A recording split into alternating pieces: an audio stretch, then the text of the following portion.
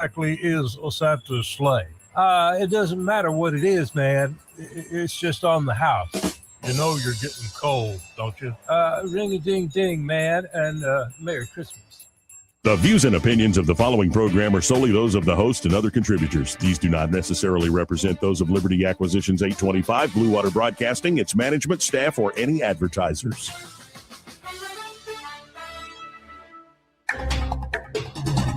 It's time for Montgomery's conversational radio show. It's news and views on News Talk 93.1 FM. To join the conversation, call 272-9228.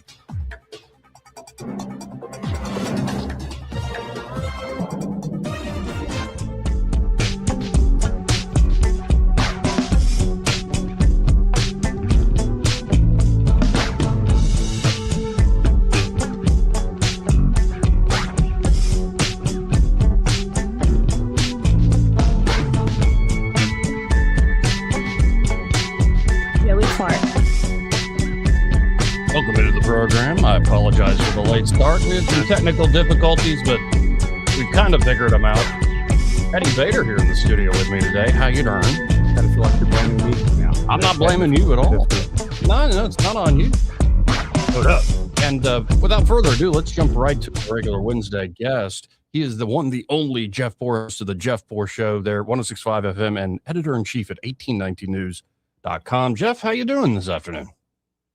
I'm doing well. Thanks for having me on. Thanks for being here. Before we jump into some state-level stuff, kind of what we talked about this morning, what do you make of removing the statue of Robert E. Lee out of Statuary Hall there at the Capitol?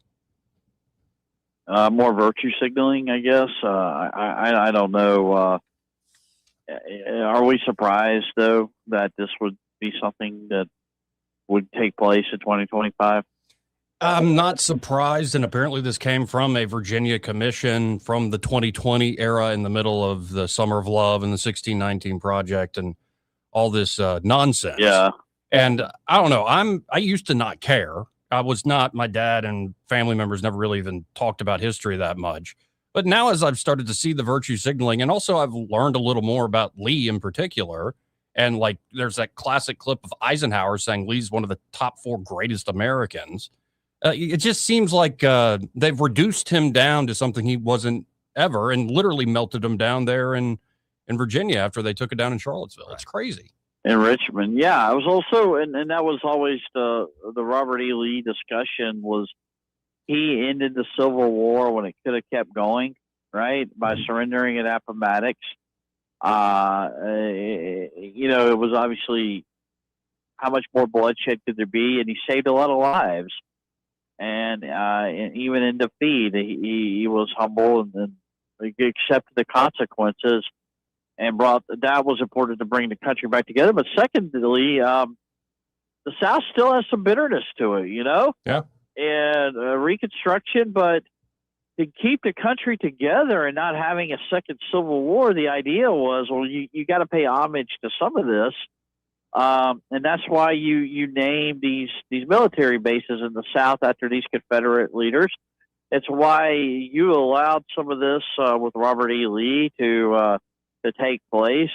It was about reunifying the country, and there's just a narrow, myopic view of history and understanding that when it comes to this.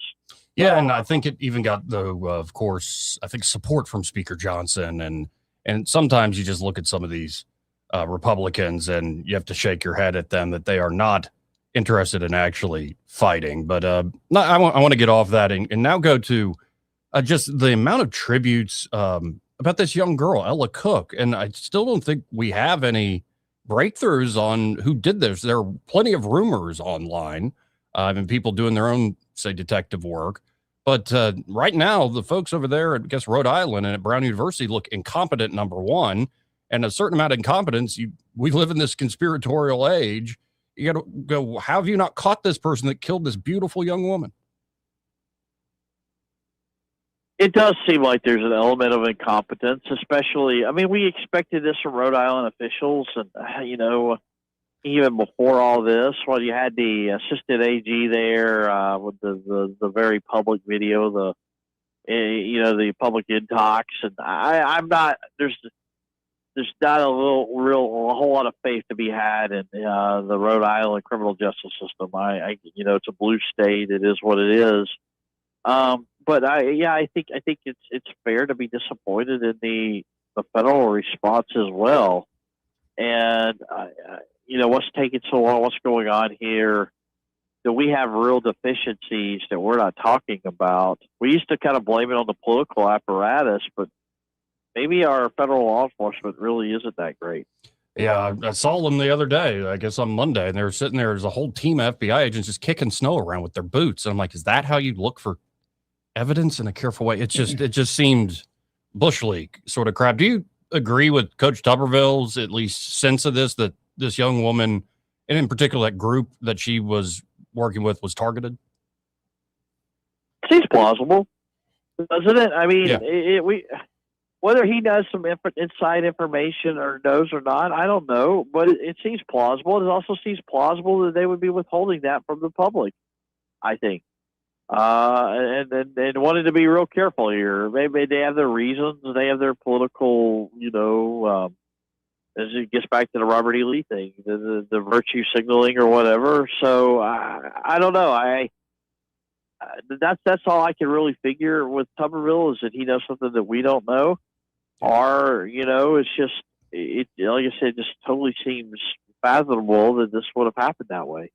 Yeah, and again, if you can folks can go online and see some web pages that Brown University has deleted in recent days, and come to your own conclusions. Let's hope the authorities actually find who did this, because it's harrowing. It's one thing when Trump or a Vance or anybody in a big position of power sort of comes with the territory, but now it's like not just like Charlie Kirk, even with national renown. It's everyday people seem to be in fear. If I, in a very liberal environment, present myself as a conservative Christian and I'm very good at what I do, I have a target on my back, even if I'm just a college Republican. It's nuts. Just the vice president of the college Republican club. And, there's sort of a mentality on the left to go after these people, maybe not with violence, but they become targets. They become villains. And that drives some people into in this environment to thinking that they're justified in doing what they do. So I think you gotta be real careful with that. Yeah, it's one of those things where I try not to jump to conclusions too quick, but I hope they find the bastard, pardon me, before too long here. Now shifting gears, and I'm looking at the lovely photo chosen there at 1819 News of A.J. McCarron and his wife Catherine, and the headline reads, folks, A.J. McCarron exits lieutenant governor's race for gridiron return. When you got, I believe y'all got the scoop on this. When you heard the news, what's your reaction to it, Joe? I'm totally surprised. Now, it's surprising because he had a big lead. He looked like he had a shot. Now, he wasn't doing a whole lot. I thought, well, that'll lead. It was possible that Wes Allen could chip away at the lead and probably still win it. But it wasn't a total shock. He had been at some political events. I saw him at one, and I was kind of unimpressed with the way his handlers treated him. But I heard that he was at the Republican Party Christmas party, the governor's mansion, last week. It just didn't look like this wasn't his scene at all. And maybe you start, hanging out with the distinguished people in Alabama politics, and you're like, do I really want to be at these things the next 4 years of my life? I don't know about that. Maybe I go do something else here. We have a little buyer's remorse. Yeah, and if that's the case, it makes me like him even more. Right. That he got around it for a second. He's like, no. I gotta go post for pictures with this lawmaker from Choctaw County. I don't want to have to act like I like this person. He wants to talk my ear off about stuff that, football or whatever that he knows nothing about, or pretend to like me and I have to pretend to like him, and I got to do this for the next 4 years of my life. That sounds miserable. See, at least we get the vent on talk radio after doing that stuff. Like it's, yeah, I can't imagine actually. Well, I can tolerate it because I know they don't like me, and I know it's all phony, and I'm okay with it. I come to a place in my life where I know when politicians tell me how awesome my show is and what a great site 1819 News, that they hate my guts, but I'm like at peace with it. But I had to come to that conclusion and understand that. And when we finally figure it out, it's like, these people don't mean a word they're saying. And, do I really want to do this with my life? Yeah, and I always love, Joey, what you wrote about this week was great. I'm like, so what did I write about? It was great. Yeah, it was great. Thanks, guys. That's Your show is so great. I listen to it all the time. Oh, I missed the last 3 years of it.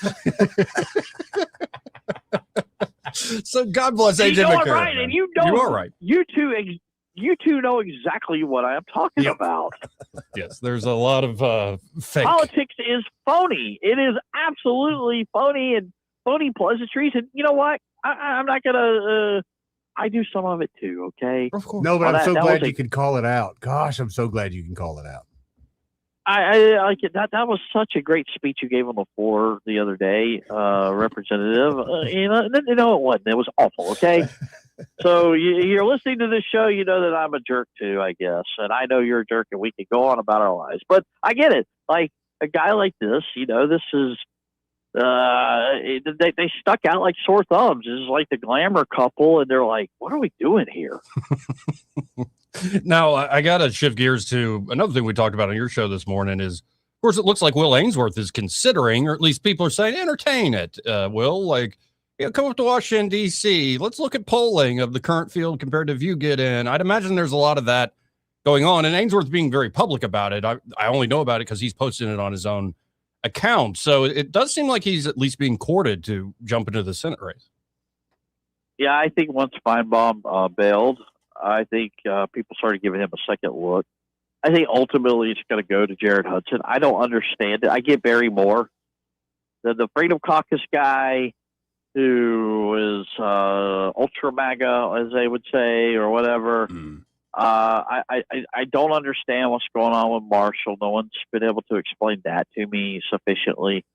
But no, I totally, wonder. I still think that we could see somebody else when it's all said and done. Yeah, and I've heard, and it's just speculation, folks, behind the scenes, that if somebody doesn't jump in, like a Pearl or a Feinbaum or an Ainsworth at this point, that machine, whatever it is, not even naming names, is looking at Jared Hudson. I've heard the same thing. It's already happening. I mean, there's a guy. He's the owner of Yellowhammer News, Paul Shashi. I don't know if you know him. Yeah. He's 2-0 in U.S. Senate races. Oh, he won Tuberville's as campaign manager, and he won Katie Britt's. And he was still on the sidelines. And they're like, well, if I'm running for Senate, like, that's the first guy I'm calling. Mm-hmm. Why is he still on the sidelines? Well, lo and behold, come to find out last week, he's going to go work for Jared Hudson's PAC. And here it is. So, that to me signals that there's a movement in that direction. Yeah, and I was talking, I guess, last week when Feinbaum pulled his name out of contention and did that long interview, giving some glimpse behind the scenes. And I got a little argument with some of the folks here on the airwaves. Like, I think Feinbaum if it was somebody like a Paul Shashi, like, that is a top-tier team. Do not underestimate how good they are at this. And people might be like, well, they're not the ultra MAGA but you look at this, folks, like I've said openly, I voted for Mo Brooks in the primary in that 22 cycle, but Mo got whooped when he had all the advantages at the beginning. So you got to at least tip your hat to people that are really good and excellent. Well, and here's the thing. In this state, we have very low turnout in primaries. A lot of people, there's just the perception that you go vote in the general election. That's when it matters, and that's when I'm going to make my vote count. But you got to win that primary, and if you only have 15 to 20% turnout, it becomes a much easier hill to climb in a Republican-only primary, you could get the chambers of commerce from all 67 counties. You could get the farmers. You could build a small coalition of people, a very select people. And when your party's not, and then once you get the parties not, guess what? It's a one-party state. You're going to win statewide. So I pretty much out of time here, but next week I will be off on Christmas Eve, so we won't be doing this here at this time. And, it's because it's Christmas. It's a shame. I know, but I have to say, you're like the greatest editor I've ever met, and like just doing talk radio with you. It's been a pleasure to work with you. Really, I'm really thrilled to get to come on your show every Wednesday at 10:30 a.m. and talk to a Mobile audience, a place I've only been a few times to. It's absolutely just breathtaking. Appreciate it, truly, Jeff. Thanks, man. All right. Have a good one, Jeff. Jeff Poor. Enjoy that. Yeah, that was a. Hey, keep it real. Well, it's true. And no, and there is a general thing of like, be nice. And I think it's a very Alabama thing, too. Like the nice to your face thing.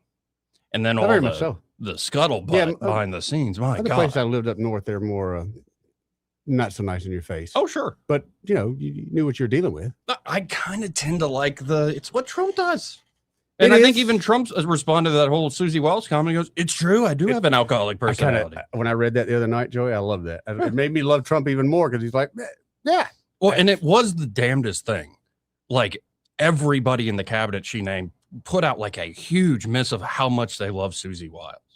Like, do you think this was a coordinated effort of some sort? Yeah, RFK Jr. laid it on thick. Got a lot of reactions from that. J.D. Vance, Marco Rubio, Caroline Leavitt. Did you see the close-ups they did on those folks, though? And then how they overexposed some of the photos and just maybe, now that I've thought about it for a day, they kind of did this just to remind folks of how execrable and full of crap and in bad faith some of these publications are. I was going to say, though, that's the pot calling the kettle black, though. Yes. You're more wrong than I am. You're more evil than I. Yeah, but I think there's an element of the people Vanity Fair is really trying to reach. They already don't like us. What are you reading Vanity Fair for? I don't. I didn't. I was encouraged yesterday, and I'm like, I'm not paying for it. By who? By one of our callers. A chick? No. Guy named Edward. He's a good caller, too. Okay. What, you never read Vanity Fair? I've seen the cover while I stood in the line at the Publix, but that's... No, and by the way, I did go down the rabbit hole of like, I always look at the New York Post because they always have, at least some stories I'm not going to find on other sites. And of course, they have the whole entertainment section I usually skip, but they're like the top 25 best dressed women on the red carpet this year. And I go through it and I'm like, why are they making them look like demons? Oh, really? Like some are normal dresses and they look fantastic, but then some I'm like, what the hell is that? What do you mean demons? Like like weird things on the dresses, weird makeup jobs, weird hair. Yeah, like odd stuff. Like Madonna? How she looked after her. She looks like a cat. Yeah, well, Madonna's been dead for years. She just doesn't know it yet. Been walking around as a living dead. She is. Yeah. Right. She's over the borderline. Don't say that, Joey. She needs to take a forever holiday. All right. She's not in vogue anymore. Oh, she is very much so. I'm revealing myself now. I'm just saying that, like, I look at this and I'm like, why do you take these beautiful young women and just like you overdo it to the point of like, ugh. Okay, but is that a woman thing? Because I remember, and I think I've talked about it on here before, there was a woman, I think she was in Ireland or England, one, but she wanted to have her legs amputated from the knees down, and she did, even though there was nothing wrong with them medically. Who did that? What butcher actually said, okay, I'll cut your legs off? Yeah, sure enough, man. She was like 6'1", redhead girl, very pretty. But she would stay in a wheelchair, and then she finally like, I want to become an amputee. Those people have you don't go ahead and cut the legs off. Let's talk to them first. Let's work on the brain a little bit first. Jeez. Anyway, we got to hit this break. I think April Marie's going to be calling in here. Yeah, in a second. Nice. April Marie Fogle joining us here soon. First, this part of the program brought to you by River Region Contracting, and that River Region Contracting, Todd Clark and that fantastic team are ready to help you with that roof of yours. Oh, yes, Joe. And it's weather like this is when those problems really start to, get worse. Yeah, because you go from freezing temperatures to what they were going to be in the high 60s. And say it's a small problem like the water sealing job that's on whatever technology you're using, it's messed up a little bit. And so a little bit of water gets in there, but it freezes, expands, it cold, gets hot. Like the pressure changes. This is where those problems, those little ones, become big ones. Why not find the problem when it's still little? When it's not going to cost you much, break the bank to fix. And of course, maybe they come out, River Region Contracting does, and do an inspection. They go, yeah, no problem. They're like, well, I'm like, how much do I owe you? Yeah. Like, nothing. They'll do it for free, Joey. It's free. Their inspections are always free. And if they find a problem, they'll write up an estimate for free. No extra charge in that regard. Right. And then, of course, it's accurate. They show up on time. They don't leave thumbtacks and Joey grommets and no roof flat nails. tires. Since they've worked on my roof, it's been over a year. No flat tires. Gotta love that. And they're insurance specialists, so they can walk you through that claims process and make it a Very swift handy. and easy experience. Y'all check out River Region Contracting today. That's 356-8635, 356-8635. And be sure to tell them that Joey and Eddie, those fellas on the radio, sent you. Want to carry News Talk in your pocket? Download the News Talk 93.1 app from the App Store. Available on iPhone and Android. Never miss a moment. Download now. Visit Rich's Car Wash today and save money this year by joining their Unlimited Wash Club. A new year means new adventures, so keep your ride clean, dry, and shiny. Enjoy detailing perks included with your wash like towels, mat cleaners, air fresheners, and more. Get to Rich's Car Wash today or visit them online at richescarwash.com to sign up for their Unlimited Wash Club. Hi, this is Bo Goodson from the Goodson Group with your Real Estate Minute. Are you getting ready to put your home up for sale? Remember the 6 Ps. Prepare your home by deep cleaning, painting where needed, yard work, decluttering the inside. Present your home to the market through the experienced realtor who knows how to market the home and get it sold. Price the home at fair market value of what the home should bring in today's market. Your realtor can guide you in pricing the home to sell, not sit. Pay for part of the closing cost and provide a 1-year warranty. Buyers today don't have the down payment and all the cost of buying a home without some help. Prepare to look at offers from the marketplace and accept the best offer for your needs. And 6, place your trust in experienced professionals, including your realtor, closing attorney, and mortgage company. For all the details, call Bo Goodson at the Goodson Group, 221-2883. And remember, we are now hiring agents, both new and experienced. Call me today for an interview. Bo Goodson, 221-2883. What's your biggest investment? More than likely, it's your home. So treat it that way when you hire a painting contractor. With PBS Painting, there are no gimmicks, no $99 specials. Just quality painting and someone who treats your home with the same respect that you do. At PBS Painting, we have been painting for years and look forward to many more years to come. With PBS Painting, the job gets prepped properly, whether it's cleaning, scraping, or priming. We always use quality products, which is a must for a quality paint job. So if you're looking for a painter that doesn't need upfront money and is on the job at all times, then please give me a call. Scott Bowers and PBS Painting, 294-5122. That's PBS Painting, 294-5122. Look at some of our work on Facebook at PBS Painting Montgomery. This is Lyle from Marguerite's here to let you know about our $99 Christmas special. Yes, it's 14 karat white or yellow gold. Yes, it's high quality diamonds. This year, it's a half carat diamond, total weight, stud earrings, lab grown diamonds, absolutely gorgeous for $99. They cost me more, but who cares? I want the business. I want you to be a customer Marguerite's. Half carat, lab grown, diamond stud earrings, $99. You take that, Mr. Walmart, and whoever else is out there. For too long, Alabama's statewide news companies have shamed us for our conservative Christian values. Alabama deserves a news company that cherishes our culture, a company that isn't bought and paid for by the powers that be. 1819 News is that company. Run by Alabamians for Alabamians, 1819 News celebrates what is good and beautiful about our state while exposing those who work against our values in secret. Just go to 1819news.com to learn more. Subscribe to our newsletter. That's 1819news.com. Rich Thomas Weather, a service of Riverside Chevrolet Wetumpka. If it's Chevy, it's Riverside. Best price, best selection. Check them out on the web at riversideusa.net. Rich Thomas Weather. Well, hi, everybody. This is Rich Thomas. Our warm-up continues today. I think we'll be in the low 60s for a high. And by the way, that's exactly normal. Sun and cloud mix today. Dry through the evening hours tonight. Mostly cloudy at low 47. Then the risk of rain begins in the pre-dawn hours tomorrow morning. Then periods of rain and some thunderstorms Thursday evening, Thursday night. High temperature in the mid to upper 60s tomorrow, then much cooler Friday. Windy, wet sunshine, high 53. We're back in the 60s over the weekend. Saturday's dry, maybe some isolated showers on Sunday, though. From the Blue Water Weather Center, this is Rich Thomas. Brighten your holidays with ASE Credit Union. Enjoy the season stress-free with our special holiday loans. Visit us or call today to learn more. ASE Credit Union, your ASECU.com, 334-270-9011. Terms and conditions apply, federally insured by NCUA. Live local talk. The River Region's only 24-hour News Talk FM station. News Talk 93.1 FM WACV.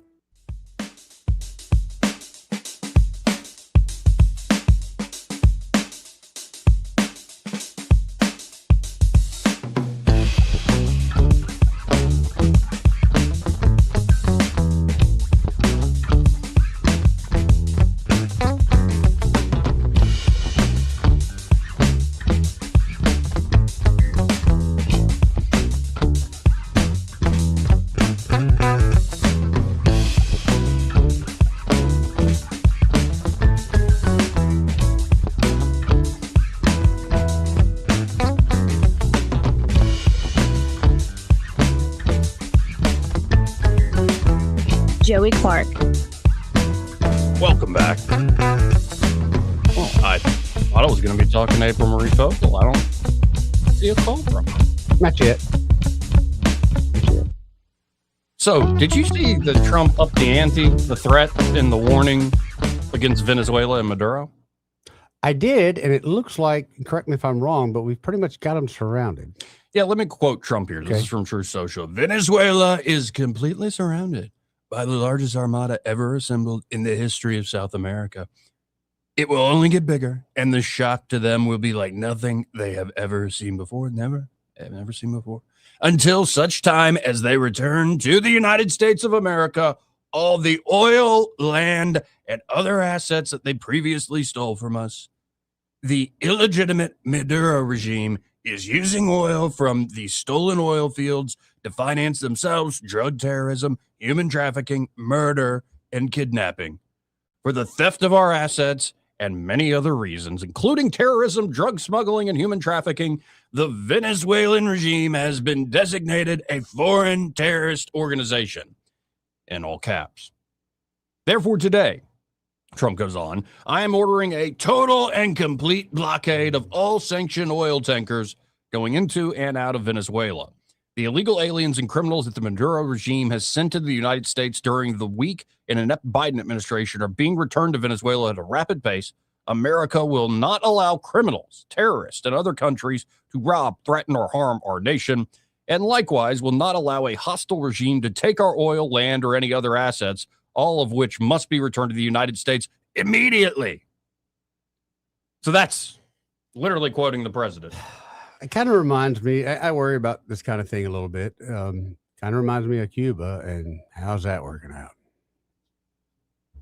Well, you could say Cuba's staying afloat because we've allowed all this to continue to go on for decades. Supposedly, yeah, but no, I think the oil blockade is, and that's, I mean, that is an act of war. Yes. Oil blockade could very much, we read that thing the other day.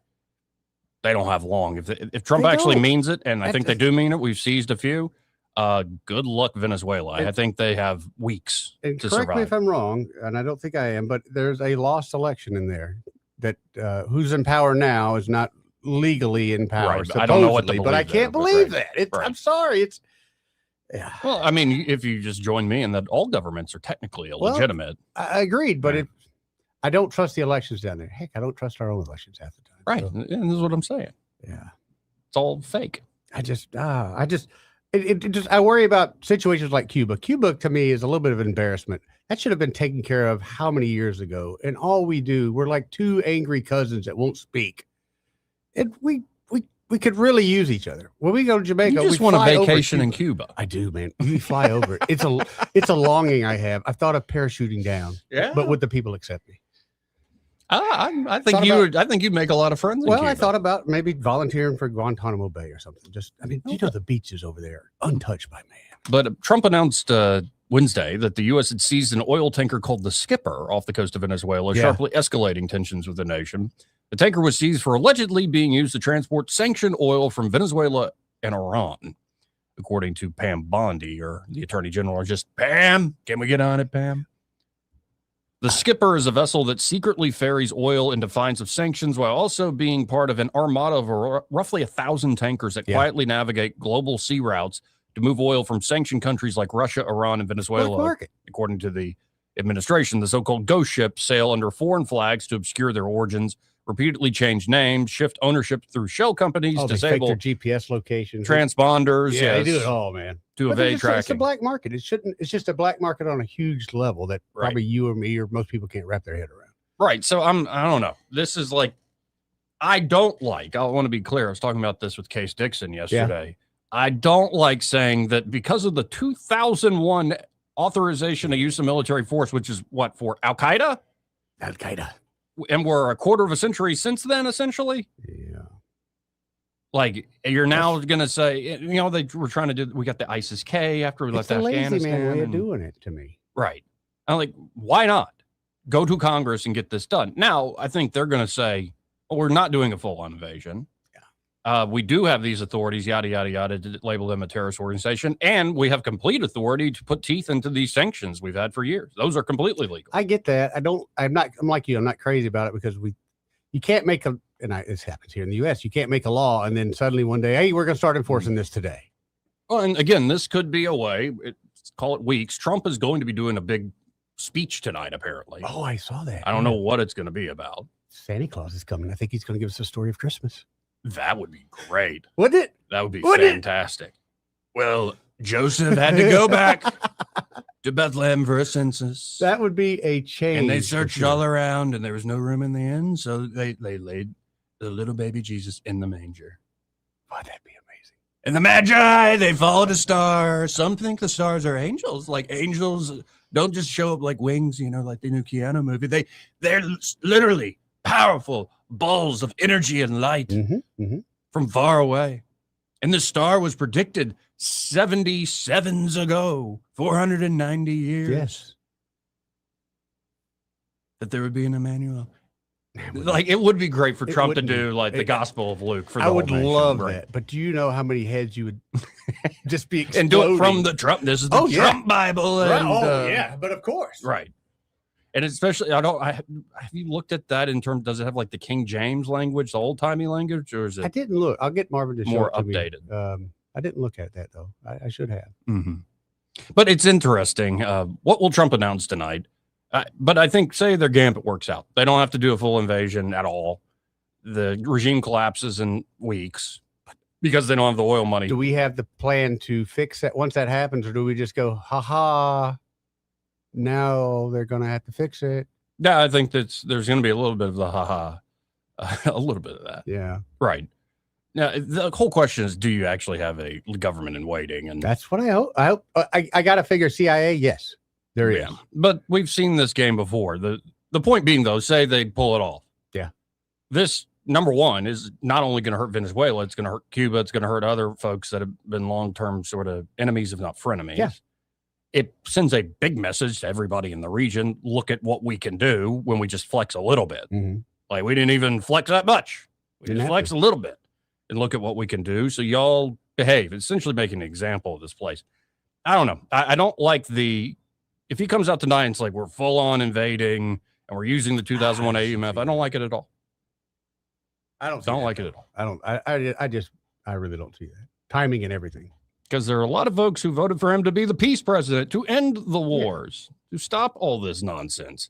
And yet, what we find is Washington, D.C. still gets its way. I can't see just the timing of where we're at right now, Christmas season, of saying, hey, tomorrow starts the invasion. I remember when Bush came on and, that I didn't expect that from him the first time. If, hey, oh, really? Well, he ran as a peace president. So did Obama. Yeah. You know what I mean? Like, they all run as peace presidents. Darn it, Joey. And they all end up starting war. Yeah. I can't see that this time, mainly because of timing. Right. Now, you could say Trump didn't start a new war, but he definitely continued the Saudis bombing of Yemen and all sorts of stuff.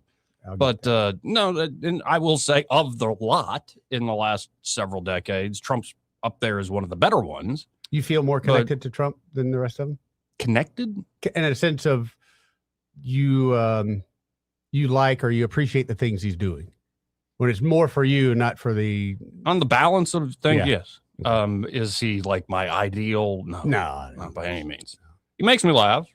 I do think like the general shift in foreign policy, national security strategy, and we went over with Carrico on Monday, is very good. Yep. I never thought we would get full Ron Paul, so I'm going to take this sort of shift to the so-called realist school as opposed to the interventionists or the neoconservatives. I think also technology is shifting this to where things like having massive carrier groups and forward deployment are in some ways sitting ducks. We do have great countermeasures, but also they're probably not the most effective way to defend. We still got them when we want to do something like flex against Venezuela.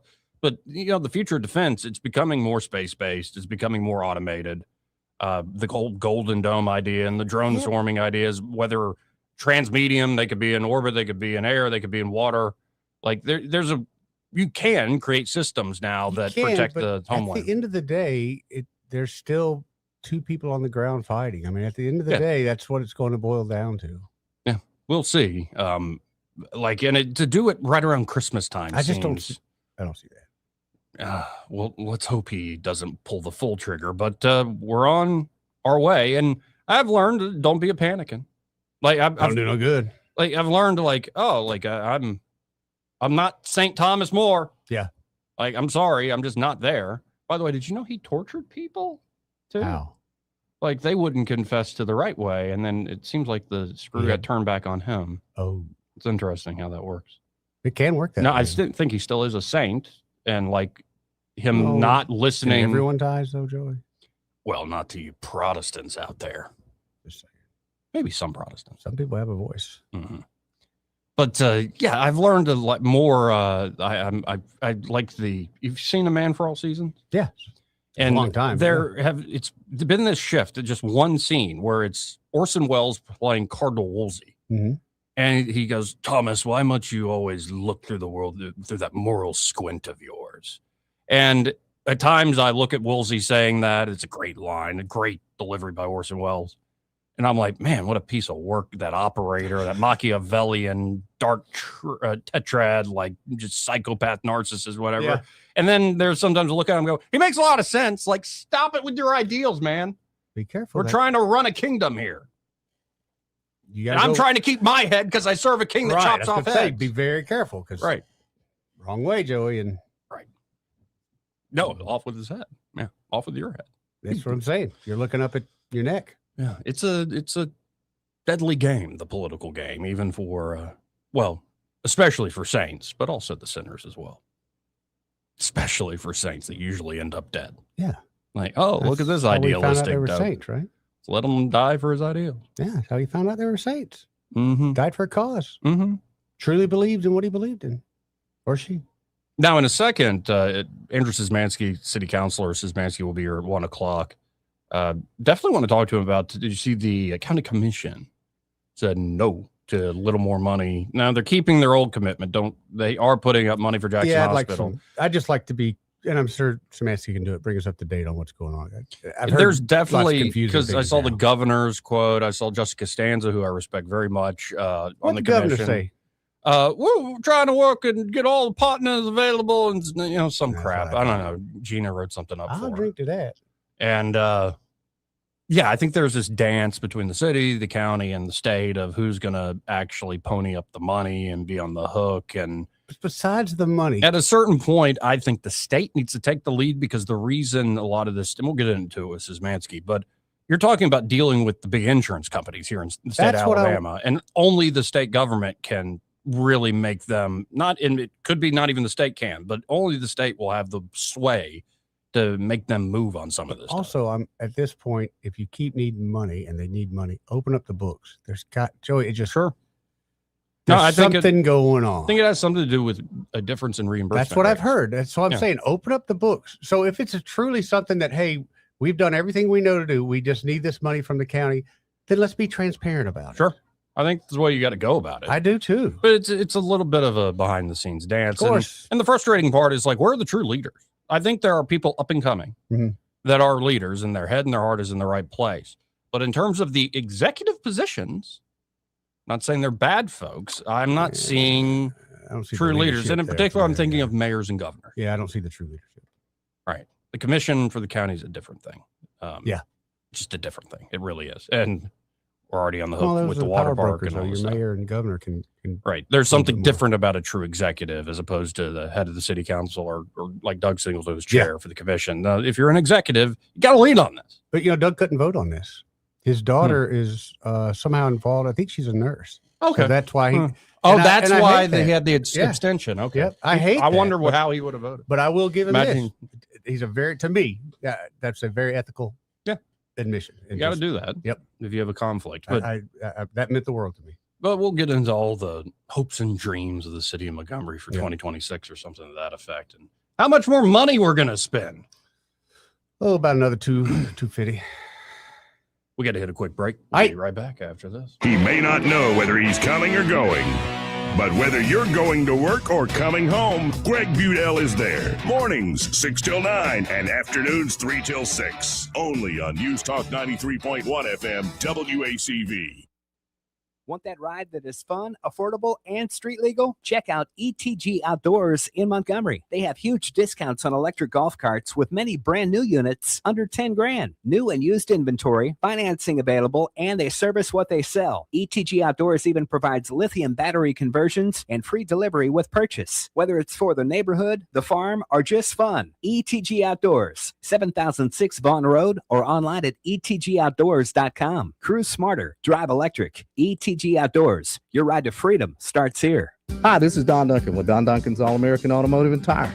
Just want to say a big thank you to Blue Water Broadcasting. They've been a big partner in our success. And again, thank you guys so much for all you've done for us.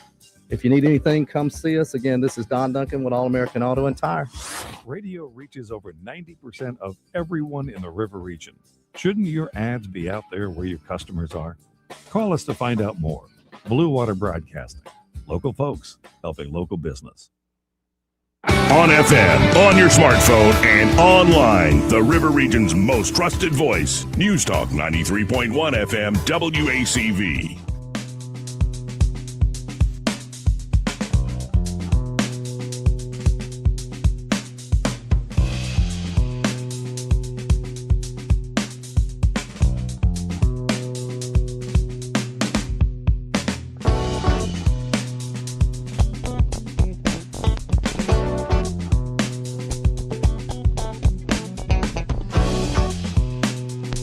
Joey Clark.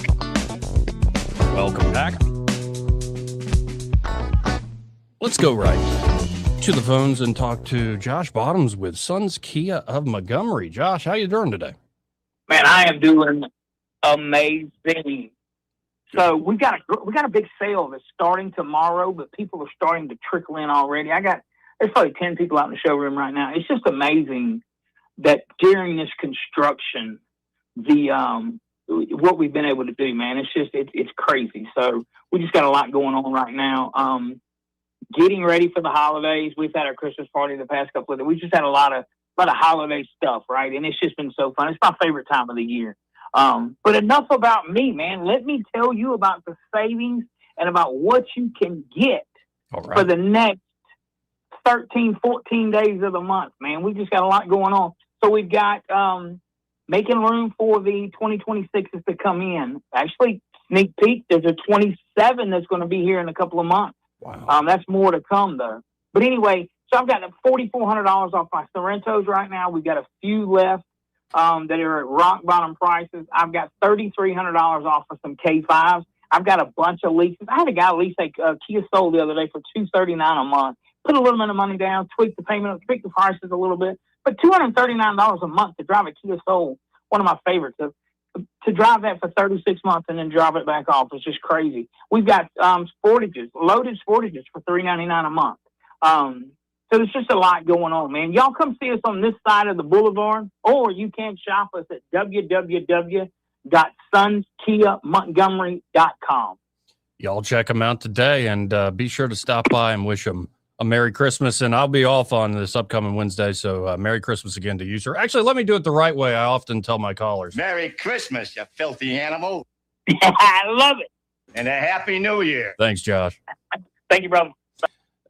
272-9228 if you want to get in on the conversation. Again, that's 334-272-9228. And while we're talking to great sponsors here, let's talk to Austin Barenko with Invista Advisors. Hey, Austin, how are you? Oh, Joey, I'm having a great day. He gets me fired up, want to go get a Kia. I'm a Kia guy. I love a Kia, man. Like, they work. Yeah, hey, and they got a lot of, ancillary suppliers around our community, so Kia's good to us, too. Now, how you feeling about the let's talk a little more like politics adjacent to the economy. How are you feeling about the sales job the administration is doing? I just saw the vice president yesterday, Scott Bessent, of course, constantly beating that drum. Howard Lutnick being the real hype man that he is. But I'm just wondering, as we head into 26, is it just a messaging problem? Or I'd imagine the messaging problem gets a lot easier if we start seeing more flowers bloom out of this. Yeah, I think that right now, what you're seeing in politics is more of cheerleaders and just trying to keep the content in the news positive. As far as the numbers go, we're looking okay on inflation. Jobs numbers don't look great. We will get in quarter one, probably in the first 2 to 3 weeks of January, starting to get some numbers that come in about retail sales through the holidays. All in all, I don't think we're in a terrible spot, but the big story that we're focused on is the direction of rates and this new Fed chair going in May. I think that is what most economists are focusing on going into the new year. Right now, it's hard to get a genuine gauge on the market, and it always is this time of year. We're in the final stretch, last 2 weeks of the year. Most large institutions, mutual fund companies, exchange-traded fund companies they're beginning to take gains and lock in to print a good number before year end. And it's been a good year in the market. I mean, I think the S&P is up 16, 17%. And so anyone who is trying to print a good number for their client base is going to go ahead and start taking gains. So sometimes that puts downward pressure on the market. The last 2 days in the market have been pretty volatile. But that's kind of my take on it. I think everything you hear in the news right now is kind of noise. Most of what's going on, portfolio managers that I've talked to, they've kind of closed up shop for the year as far as strategy goes, and they're already making their 2026 strategy, which is certainly what we're doing here at Invista right now as well. Well, folks, if you're helping or need help finding that signal in the noise of the news, nobody better there in Invista Advisors. And of course, it's more than just the investment side of the house. It's sort of long-term financial planning wherever you are in life, whether you're just starting a family, maybe you're near the end of life and you have those particular concerns. Could be you're more middle-aged, you're looking to retire before too long, and all your money's wrapped up in a small business, or say you manage an endowment or a nonprofit. Whatever you need in terms of financial planning services, which of course include the investment side of the house, just get in touch with Invista Advisors. You can always learn more at InvistaAdvisors.com. Or just call them direct at 387-0094. And when you call them at 387-0094, be sure to say, hey, I heard Austin Barenko on the radio with Joey Clark. Want to see what y'all can do for me. Well, I appreciate it, Joey, and I got to give you and Eddie credit. You guys are looking real festive today. Thank you. Yeah, I got my Santa playing a Les Paul. Yeah, I like this one. That one rocks. Oh, and I did see you shredding guitar on Facebook or something the other day, Joey. I did not know you were so good on that instrument. I got a brother that plays, but you can play, man. Kudos to you. Oh, I appreciate it. I usually just keep it to myself, but I might start doing it more in public. You should. Mm-hmm. Yeah, I like it. Keep it coming. Well, you guys have a great day, and hopefully we'll catch up again on Friday. Appreciate you, man. Thanks, Austin. Again, that's Austin Barenko with Invista Advisors. The opinions voiced in this material are for general information only and are not intended to provide specific advice or recommendations for any individual. All performance referenced is historical and is no guarantee of future results. All indices are unmanaged and may not be invested into directly. The opinions expressed in this material do not necessarily reflect the views of LPL Financial. Securities offered through LPL Financial, member FINRA SIPC. Investment advice is offered through Invista Advisors, registered investment advisor, and separate entity from LPL Financial. Let's talk to Eric the dog. Hey, Eric. What up, dog? Hola. Hello.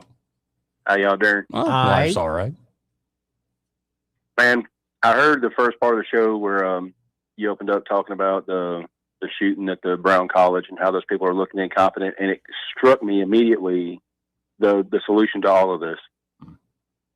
And I took a page from the lefties' book, so hopefully they'll at least consider implementing it. But I think we should ban all colleges. Ban all colleges. Ban all colleges. I like that. It'd be a money saving for a lot of people. Well, did you hear the excuse though? They're like, in the new building, there's cameras everywhere. Right. But they were studying an old building that's connected to the new building. We don't have any cameras back in the old stuff. Like, okay. Good job. What about how'd they arrest the wrong guy? That too. Well, they threw the FBI under the bus, the local authorities. Okay. On that one. Didn't that happen not too long ago here, too? Mm-hmm. They arrested the wrong guy all of a sudden? Yeah. No, that never happens. Yeah. Yeah. That never happens. Yeah. Kash Patel's looking a little weak. Yeah. I'll say it. Dude, I'm so sick of it. I'm going to tell you something, and I don't mean this to be ugly or anything, but what I'm doing now, I don't have a lot of time to listen to radio. Mm-hmm. And when I do have time, I'm glad that I don't have time. That's fair. I get it, brother. That's fair. Yeah. I mean, I like listening to y'all, and I like the commentary, and I like the thought process that goes into it. And I've learned a lot. So I have I'm not quite like Cranky, but I do have a filter where there's a bit of cynicism whenever I hear anything from anybody. It doesn't matter what letter you got on your lapel. Yep. I'm not listening to you. I'm not listening to the words that come out of your mouth. I'm looking at what you're doing and looking at those results. That's true. Well, you notice on camera you can't see my hands. Oh, Joey. I can't see you got pants on either, but I assume you do. But this is the real reason he listens. Theater of the mind. Joey, I saw you play the guitar the other day too, man. You're a badass. I was noodling. Yeah, I just sit there in my bedroom and noodle away. Mm-hmm. Stop. Don't ever say that words in that order ever again. My theater mind runs off in the ditch from time to time. Well, let's be honest, again, it starts and it usually gets worse from there. I'm trying to get to like Theater of the Mind back, like Orson Welles, but it's more the incel edition. Mm-hmm. Is that? Never mind. Tell Andrew I said go Dogs, and I hope he can do something with them down yonder. I heard that. Appreciate it, man. Good hearing from you. All right, y'all. See you, dog. And let's go to Simpler Days, steal some time here. Hey, Simpler Days, how you doing? Oh, done pretty good. Got an old crud, but other than that, I'm hanging in there. There you go. You know, it's amazing whenever the politicians want to get together and smoke the peace pipe and get something accomplished. They figure out a way to do it. Whenever they need more money for the Red Water Park down there, they figure out a way to do it. But an essential service like a hospital, they're struggling with it. All they'd have to do is take a field trip down to Butler County and get the plan from them how they purchased a hospital that was going under, and renamed it, got UAB involved, and I think the Porch Creek Indians are involved in it too. And they put it to the voters and let them vote if they wanted to have a tax to keep it open. Yeah. And they did, and it seems to be working. I like that idea better than what we got right now. But see, there's something going on that it's just like the Red Water Park down there. They can figure out how to do that, and whether there's a money trail somewhere else or somebody's getting. But when it comes to the essential service of a hospital, and you're talking about an inner city hospital, and you're talking about putting the other hospitals in a critical position, it really tells you a lot about where the priorities are with Montgomery's politicians. Yeah, and y'all have a good day, gentlemen. Appreciate it, Simpler Days. Thank you, Simpler Days. You hit the nail on the head. Yes, sir. We'll be back, and I believe we will have Andrew Szymanski, cool. Counselor Andrew Szymanski on the other side. Broadcasting from the Riverside Chevrolet Master Control Center, this is WACV Cusada, News Talk 93.1 FM. When it's Chevy, it's Riverside. With SRN News, I'm Bob Agnew in Washington. The Senate has given final passage to an annual military policy bill.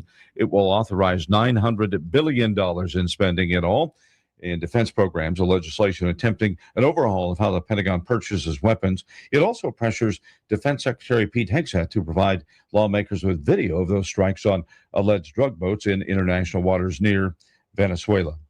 Also at srnnews.com, President Trump said to join military leaders at Dover today, where flag draped transfer cases will carry home 2 Iowa National Guard soldiers who were killed in Syria. The Pentagon says the attack also injured 3 other guardsmen and killed a U.S. civilian interpreter.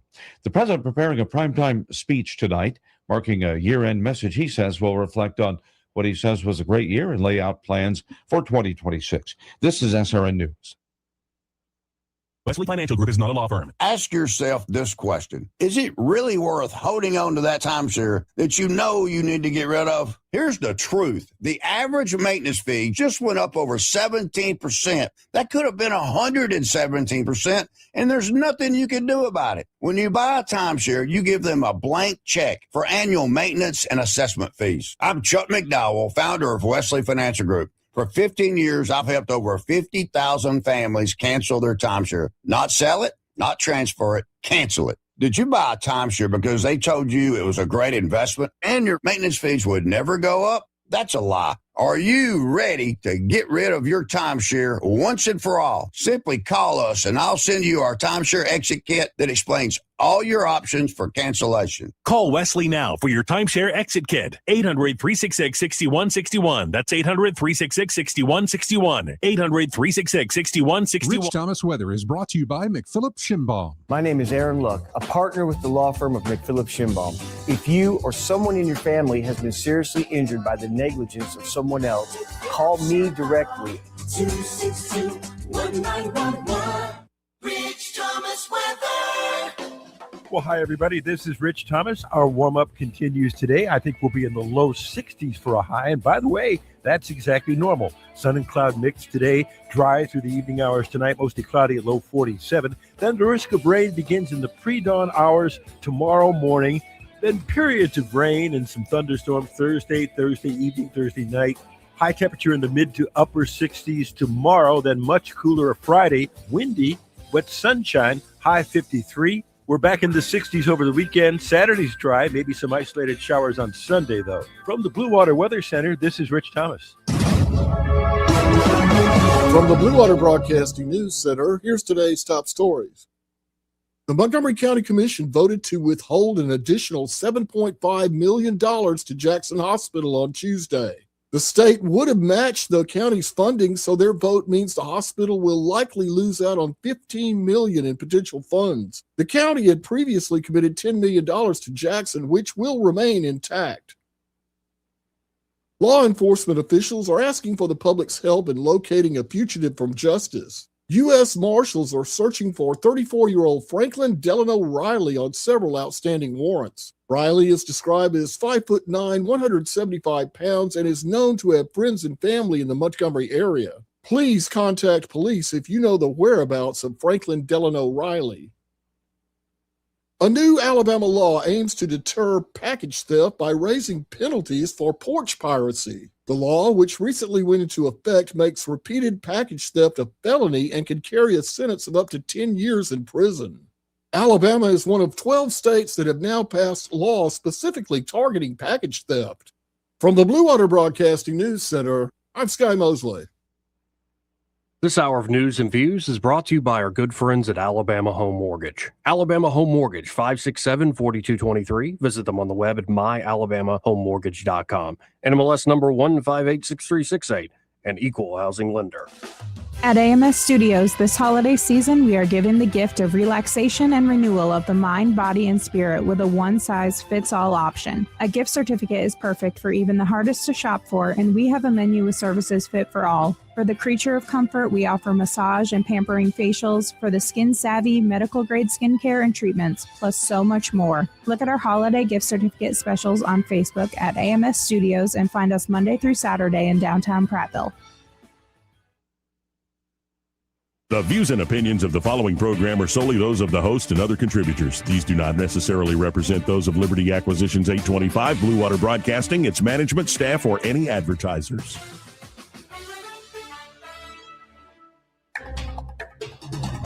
It's time for Montgomery's conversational radio show. It's news and views on News Talk 93.1 FM. To join the conversation, call 272-9228.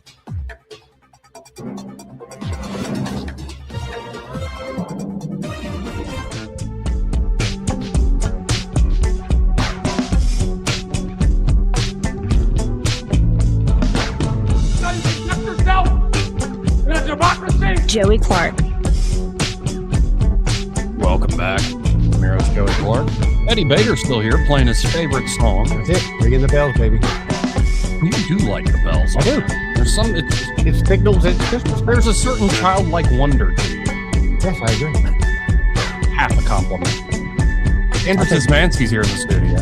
You're going to say something? I'll take it. Okay. I'll take that. Andrew, how you doing today? I'm good. I'm glad Eddie's here today, and can't believe we're almost at the end of the year. Wild. I know. And I just want to reiterate, because I went last week. I was a little dried and crusty on, I guess, Wednesday, folks.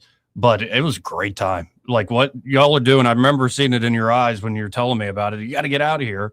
But Miracle at Hilltop, it is something special, folks. Get by there. Yeah, well, folks, it is true. Joey came out and we had a great time. He checked out Miracle and kind of got to see what's going on in that part of downtown, kind of up the hill, and obviously with the backdrop of the new Elevation Hotel right next door. We're really excited. And it's been a fun project. This is our third year of doing Miracle, and it kind of gets back at that idea of bringing things to Montgomery that, people may on the face of it say there's never going to work, and then watching it work is pretty special. And we're just glad people are having so much fun. And why not just dive into Christmas in such a big way? So we're having a lot of fun with it, and I was glad you got to see it. Yeah, it's Eddie's been wearing festive stuff every day, and his partner Heather too. Like they've been wearing amazing. We got the onesies, so y'all would like fit in perfectly. You're right, and actually, we're looking for a place to do some Christmas celebrating. So yeah, we'll probably come out there this week. Nice. Actually. Yeah, we'll be there.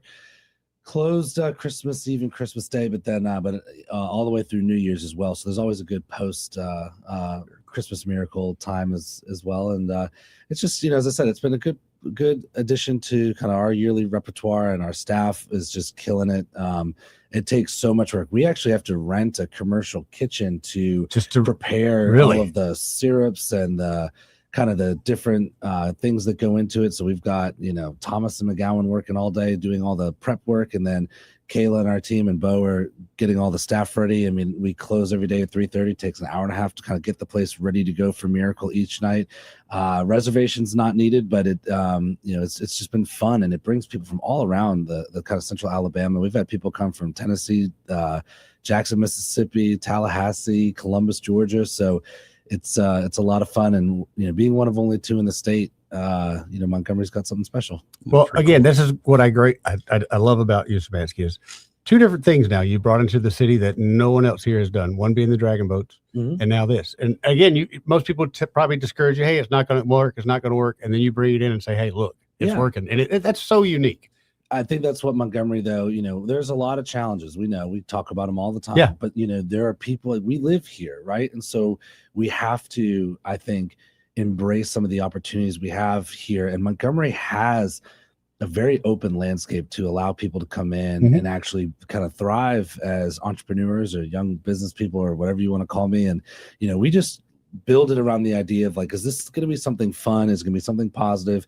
Is it going to be something that's going to contribute? And is it going to be something that's going to make people enjoy, be proud and happy with their city? And that was 2019. I was getting ready to leave Montgomery, and the Hilltop project is one of the reasons I stayed, with the motivation of what's going to get other people to stay here? What's going to get people excited? What's going to get more people, young people, to invest in this city, build it up to be something great. So it's been fun, and I appreciate it. Well, that's another thing. I'm glad, because I've been by there my whole life. Never have figured out why no one could do anything with that area. So I'm glad that that's what kept you here, and you were able to do something very successful. And have you been down there since the Elevation Hotel got Not since the hotel. The whole entire area looks completely different. But it's always, good I never understood, how is this part of Montgomery vacant? I never understood that, because it's beautiful. It's beautiful. There's so much more that seems to be coming to the area, and the hotel's amazing. I'm actually going to a birthday dinner tonight at the new Aya restaurant. If you haven't got a chance to go there, it's phenomenal. The service there is incredible. It's the same management team that's running the 1856 in Auburn that just got a Michelin recommendation. So, I mean,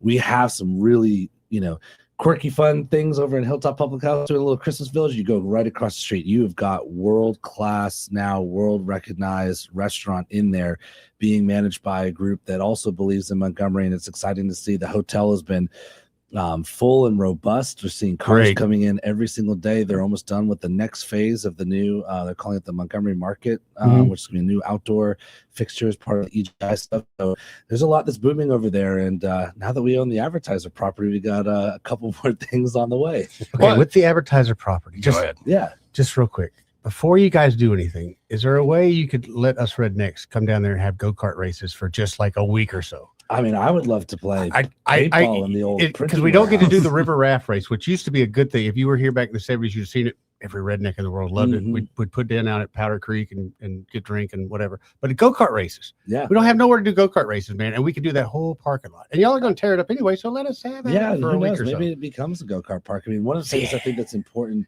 for people to realize is that there was a time issue, and I've had some people ask me, why was it so important that we get this? Well, we had a deal on the table. We went after the deal, and I think that controlling the property down, that 10-acre piece of property is really, really important for us as a city.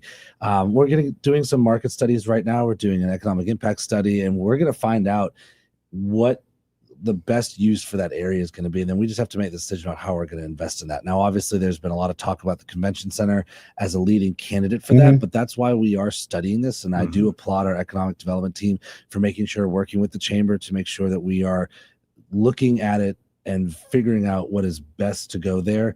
But what was really important in that moment was that we actually have control over that piece of property. We didn't want that to go to somebody who was just going to let it sit for a long time, like we have other properties in downtown. We also didn't want it to turn into something that maybe we didn't want, whether it was a storage facility or a laydown yard. So having control of property is what other cities are doing to make sure they get to kind of dictate what kind of development they want to see.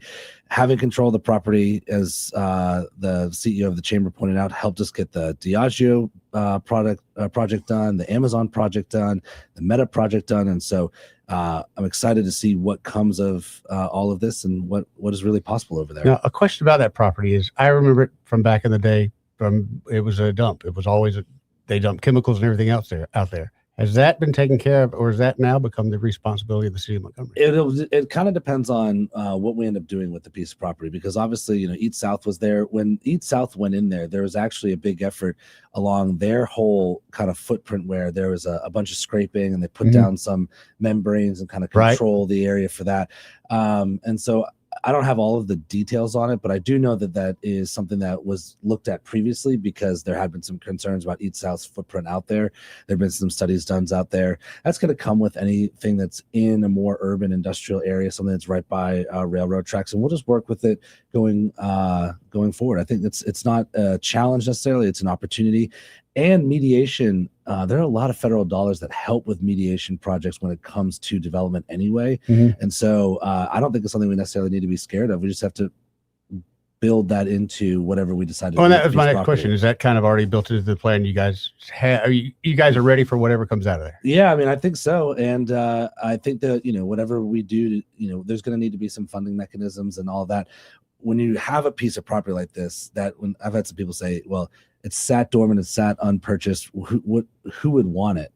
You say, well, a municipality wants it, because we can do a lot more than like a private developer, because we can, go to the bond market, work with other entities to help make this all work, find federal money to do remediation projects. So it's just opportunity to me, and that's why I think it was important. And also, I would encourage folks that haven't traveled out of the river region for a while, like go to Greenville, South Carolina, for instance. Oh my gosh. And you can see, we're not going to be Greenville overnight, but you can start to see downtown Montgomery can become more than just the riverfront, which before then the riverfront wasn't much. 15 years, 20 years ago. Yeah. And so you start, just slowly putting these things together. You're getting a proper downtown, and you start to develop more attraction, especially young folks like your age, Andrew, to come and live in Montgomery. There's just a lot more opportunity.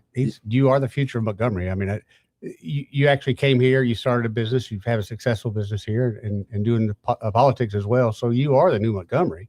And whereas a lot of other people are leaving Montgomery, I'm proud to say you're someone that's come here. Well, I appreciate that. And to your point about Greenville, I was just looking it up on my phone. They just made the announcement, 10 acres, same size plot, right by their airport. So they had some challenges about what to do with this piece of property out there.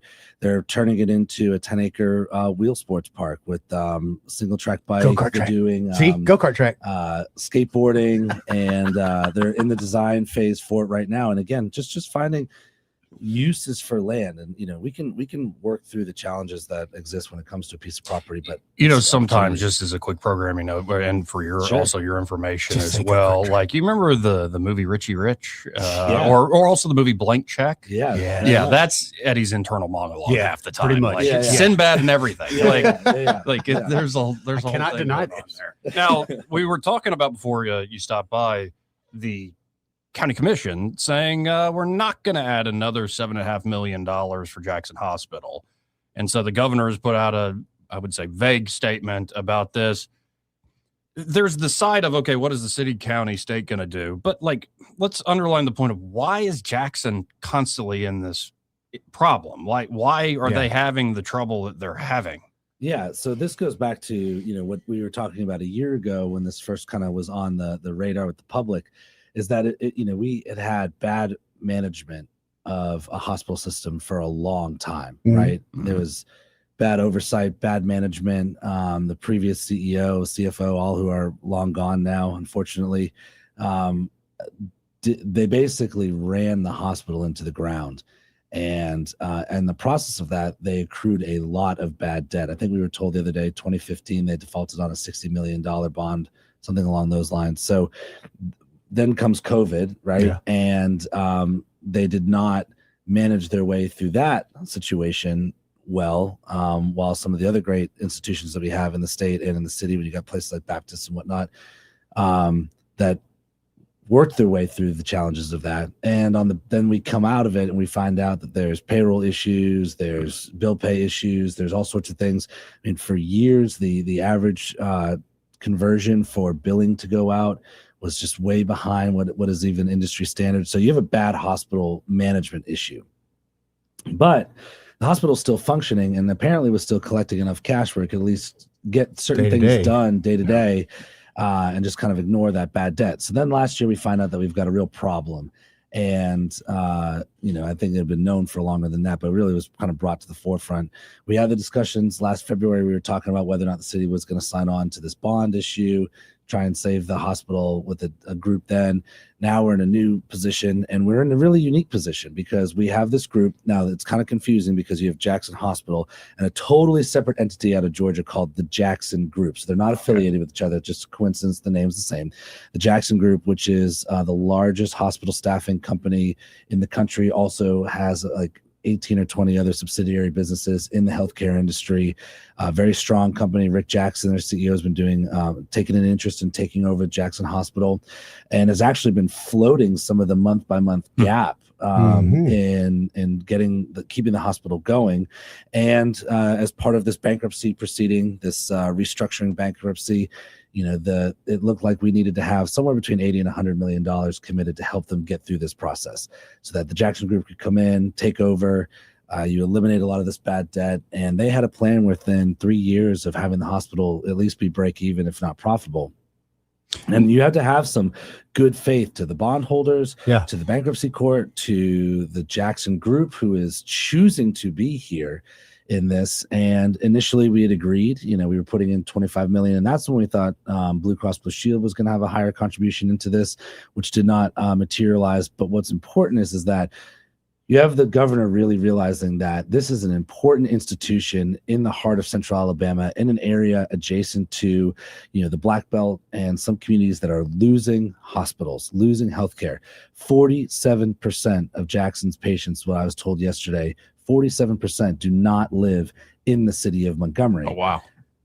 That's a burden that we can talk about later. Our partners in the surrounding counties, surrounding cities, and what they should be doing, because we're taking in patients from Wetumpka and Prattville and Lowndes and Lee and whatever. But we had this opportunity where the governor was going to match up to $40 million of city and county funds to help make this deal happen. Okay. That doesn't come around very often. Nope. Right. And it's not just a $7.5 million commitment from the county until I'm told otherwise. My assumption is that it's also the 7.5 that would have been matched by the governor. And so it could be potentially a $15 million swing, taking us from 80 down to 65. What happens then? We're not really sure. The mayor made some comments yesterday that this definitely makes the proceedings more challenging as an effort of good faith.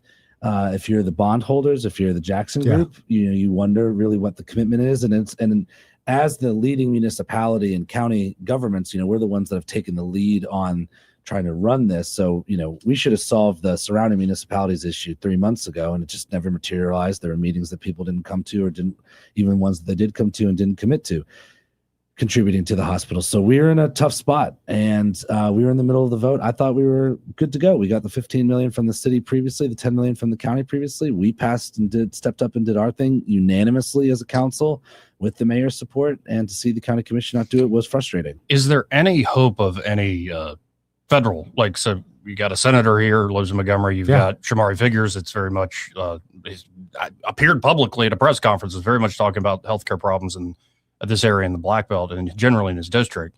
So I'm wondering, but I mean, with federal, that's a big game of what's in the appropriations bill. It's a big game, and it's also time, right? Like we have a time, we had this ability, where it's not easy for us to just decide to hand over $22.5 million. Right.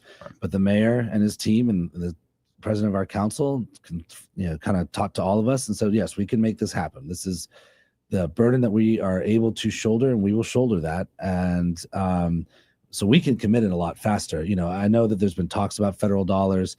We've also been told that there's some challenges in this specific instance because giving federal dollars through appropriations to entities that are going through bankruptcy proceedings, I think presents a layer of complexity that is a little unique here.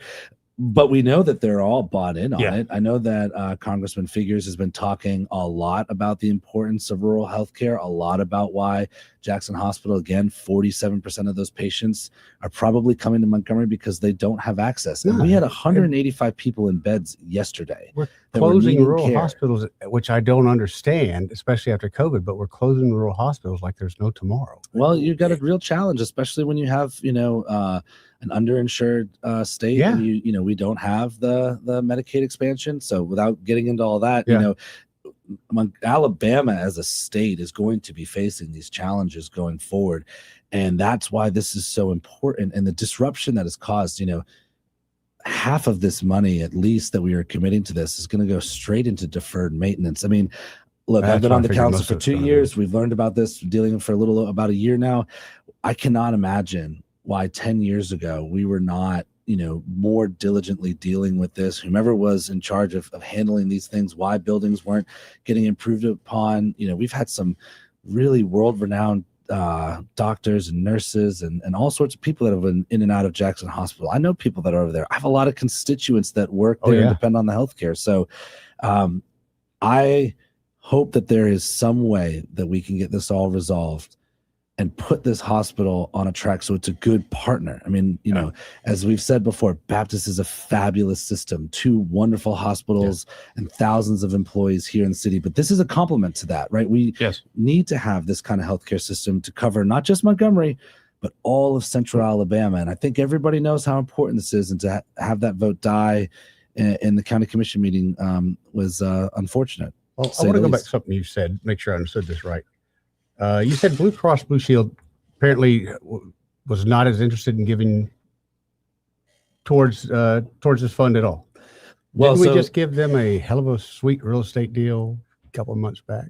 Well, the way I understand it is it's a commitment about reimbursement levels. And I've read through the articles where they said they were going to be working diligently to try, but look, the gap is what it is. We had a presentation, a public presentation where we were hoping for a certain amount. I think we thought that over 5 years, that number could be about it was either 63 or 93 million dollars contributed through just the reimbursement rate at a certain level that was more comparable to Birmingham, and it looks like what was coming in was about in the 30 million, so about 40 to 60 million dollars less, which is why we're putting more money in. So I don't know, I'm not a big knowledge person when it comes to insurance and reimbursement rates and all that. I don't know how many people are. For those of you who are, that's awesome. Maybe you can help explain to some of us. But I do know that there are comparison levels where they say, they choose the rate of reimbursement basically, and that rate of reimbursement at Jackson has been traditionally fairly low. That kind of bothers me a little bit, being that Blue Cross Blue Shield, some people see it as a monopoly here. They kind of control more of the insurance than anybody else. Montgomery just gave them a hell of a sweet deal on real estate, but they wouldn't contribute any bit more to this kind of fund. That I wish we could revisit that with them one day. I think there's a lot of things that we can revisit. And one thing that is being talked about now is we've had a health authority of kinds that's been a Montgomery Health Authority. We actually were having some conversations about what it looks like to really expand that to prevent this from happening in the future, not just for Jackson, but for all of the healthcare needs, by creating a more regional healthcare authority like most other major municipalities or metro areas do, to make sure that we have better control, more input, and also can be there in times when any of our healthcare industry have needs. Well, if this does come together with the governor and everyone, does that put us back on track, or are we going to have to revisit this again in 6, 8, 10 months? So this is when you get into the bankruptcy court side of it, which is also, surprise, Andrew's not a bankruptcy court specialist either. Agreed.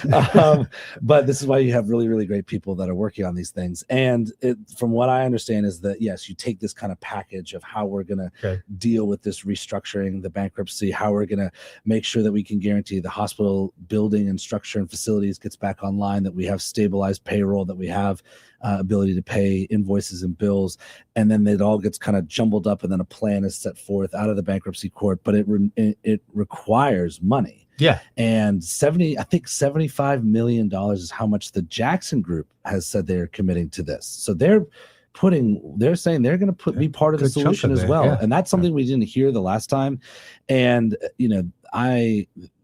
from everything I was having a conversation somebody earlier today who said the guy that's kind of in there as the interim CEO is doing an incredible job right now. He may be the actual CEO, don't know if the right title, but is doing an incredible job putting us on a good track. And that if all this stuff pans out, we get everything right, that within 3 to 5 years, you've got yourself not only a functioning hospital, but one that is finally, it may be, out of the red and potentially into the green, which is how you then reinvest into other expansions to get back and to be this wonderful facility. I mean, as I said before, incredible doctors, nurses, service people, all sorts of employees that are there showing up every day. And I cannot imagine how hard it is to do that, knowing that they're not really sure about what's going on. So kudos to them. And when, as I said, it's part about having a robust healthcare system in partnership with all the entities we have in the city.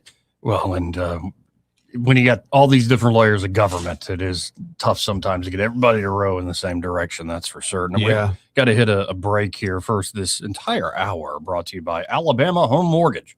You know something about those folks, Eddie, right? Yeah, I do. Some of my favorite folks in the business, Joey, especially if you are considering a VA loan. To me, they are the top-notch folks in the business for that. I have generally people call me up. I've got, say, most of the guidelines. I can get you about 80% there. But there's some questions I just don't know the answer to. So I put them on the phone with Madeline. Usually within 15, 30 minutes later, I'll get a call back, and they're educating me on the process. Right. And there are a lot of veterans that still think I already used it, or I don't qualify, or just, and they're wrong. And also people, I think, have a bad taste in their mouth from the VA medical side of things. Completely separate. Completely different VA program. thing. One of the VA loans is probably, to me, one of the best ways to get into the home ownership market. So veterans, these are benefits you earn through your service, at least, especially as we head into the new year, whether you're looking to buy a home or refinance that home. Talk to the great folks there at Alabama Home Mortgage. And the turnaround time is, I think it's an average of like 2 weeks. Yep. Pretty incredible. That's very on, incredible. say, a refi. And again, you're leaving money on the table if you don't use the VA benefits that you earn through your service. And even if you're not a veteran, they're going to sit down with you there at Alabama Home Mortgage, Kim Williams, Madeline Cannon, and see what your goals are in refinancing or what type of new home you're looking to buy, and walk you through the process from pre-approval all the way to closing day. So y'all check them out today. That's, again, Alabama Home Mortgage at 567-4223. That's 567-4223, or you can always apply online at myalabamahomemortgage.com. There is a difference in mortgage companies. Let Kim and Madeline prove that to you today. NMLS number 1586368, an equal housing lender. Want to carry News Talk in your pocket? Download the News Talk 93.1 app from the App Store. Available on iPhone and Android. Never miss a moment. Download now. I'm Jim Smith with Adams Drugs. At Adams Drugs, we offer a wide variety of services, including delivery, compounding, wellness clinics, and immunizations. Now is the time to visit any Adams Drugs location and get your flu shot. Getting an annual flu shot can help prevent you from getting the flu, reduce the severity of symptoms if you get the flu, and prevent serious complications such as hospitalization and death. Getting your flu shot at Adams Drugs protects you from getting sick, but it also makes sure that those around you, especially those at high risk, remain safe. Each year, up to 49 million people in the U.S. contract the flu.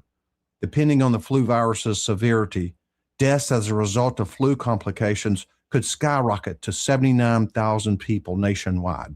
Visit us at adamsdrugs.net for a location nearest you. Adams Drugs is your local, independently owned Health Mart pharmacy.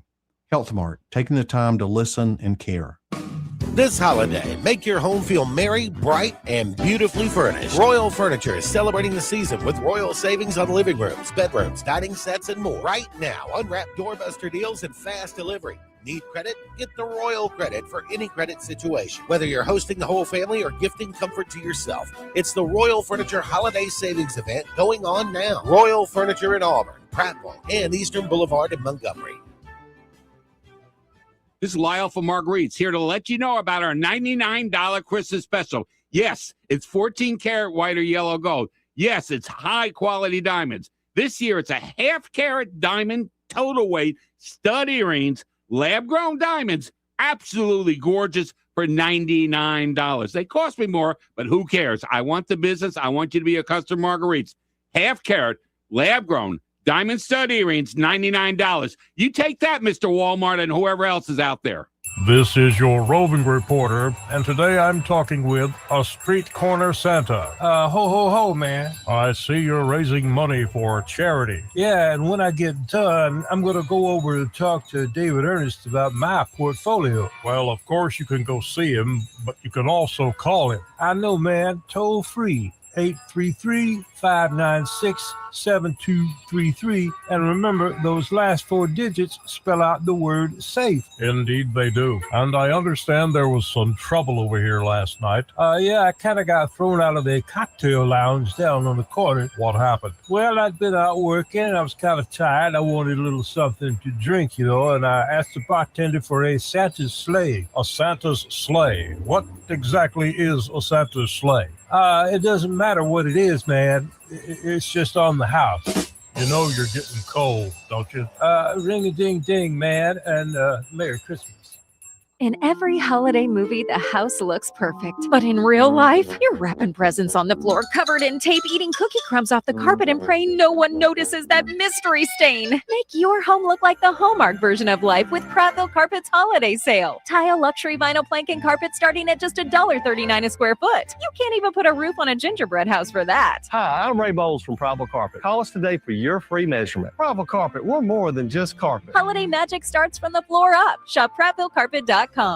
Attention River Region business owners. Local counties are now inspecting and enforcing backflow prevention requirements. Headley Plumbing is fully certified to install, repair, and test backflow preventers, helping you stay compliant and avoid costly violations. We've been serving the River Region for decades with dependable professional service you can trust. No membership, no contract, just fair, reliable service. Call Headley Plumbing at 285-3667 or visit headleyplumbing.com. In our business, a flush beats a full house. Headley Metal Buildings has been your source for quality metal buildings in the River Region since 2007. Carports up to 24 feet wide, RV covers, storage buildings, even a sturdy metal barn up to 54 feet wide. Your structure can be customized, installed on level ground, and comes with a 20-year warranty. Let Headley Metal Buildings help you find the perfect solution. Financing available. Call 285-3667 for details or find Headley Metal Buildings on Facebook. You're listening to Leaf Filter Radio, and the guru of gutter protection himself, Chris Coonahan, is here to take your most pressing leaf-related questions. Hey, everybody, Chris here. I understand we have Ron on the line. Ron, where are you calling from? Uh-oh. Ron, are you calling from a ladder? Well, I was. I wanted to ask Chris what I need to do to get my gutters ready to have leaf filter installed. Oh, Ron, you don't have to do anything. A Leaf Filter Trusted Pro will come out and clean out your gutters, realign and seal your gutters, and install Leaf Filter, America's #1 gutter protection system. So I didn't need to get on this ladder? Ron, Leaf Filter Trusted Pros are in your neighborhood and ready to help. Just visit leaffilter.com/radio to schedule your free gutter inspection and get up to 30% off. Thank goodness. What was that site? To get this special radio offer, go to leaffilter.com/radio for your free gutter inspection today and get up to 30% off. That's leaffilter.com/radio for up to 30% off. leaffilter.com/radio. See representative for warranty details. This hour of news and views is brought to you by our good friends at Alabama Home Mortgage. Alabama Home Mortgage, 567-4223. Visit them on the web at myalabamahomemortgage.com. NMLS number 1586368, an equal housing lender. The Rich Thomas Weather Network, brought to you by Montgomery Paint and Body. From little fender benders to total body repair, MPB will fix it good as new, maybe better. For 4 decades, the Turner family has been getting you back on the road. Call 279-7325. Rich Thomas weather.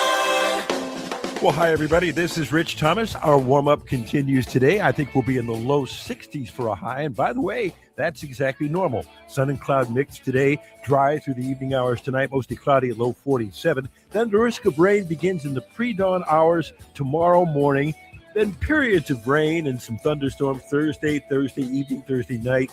High temperature in the mid to upper 60s tomorrow, then much cooler Friday. Windy, wet sunshine, high 53. We're back in the 60s over the weekend. Saturday's dry, maybe some isolated showers on Sunday, though. From the Blue Water Weather Center, this is Rich Thomas.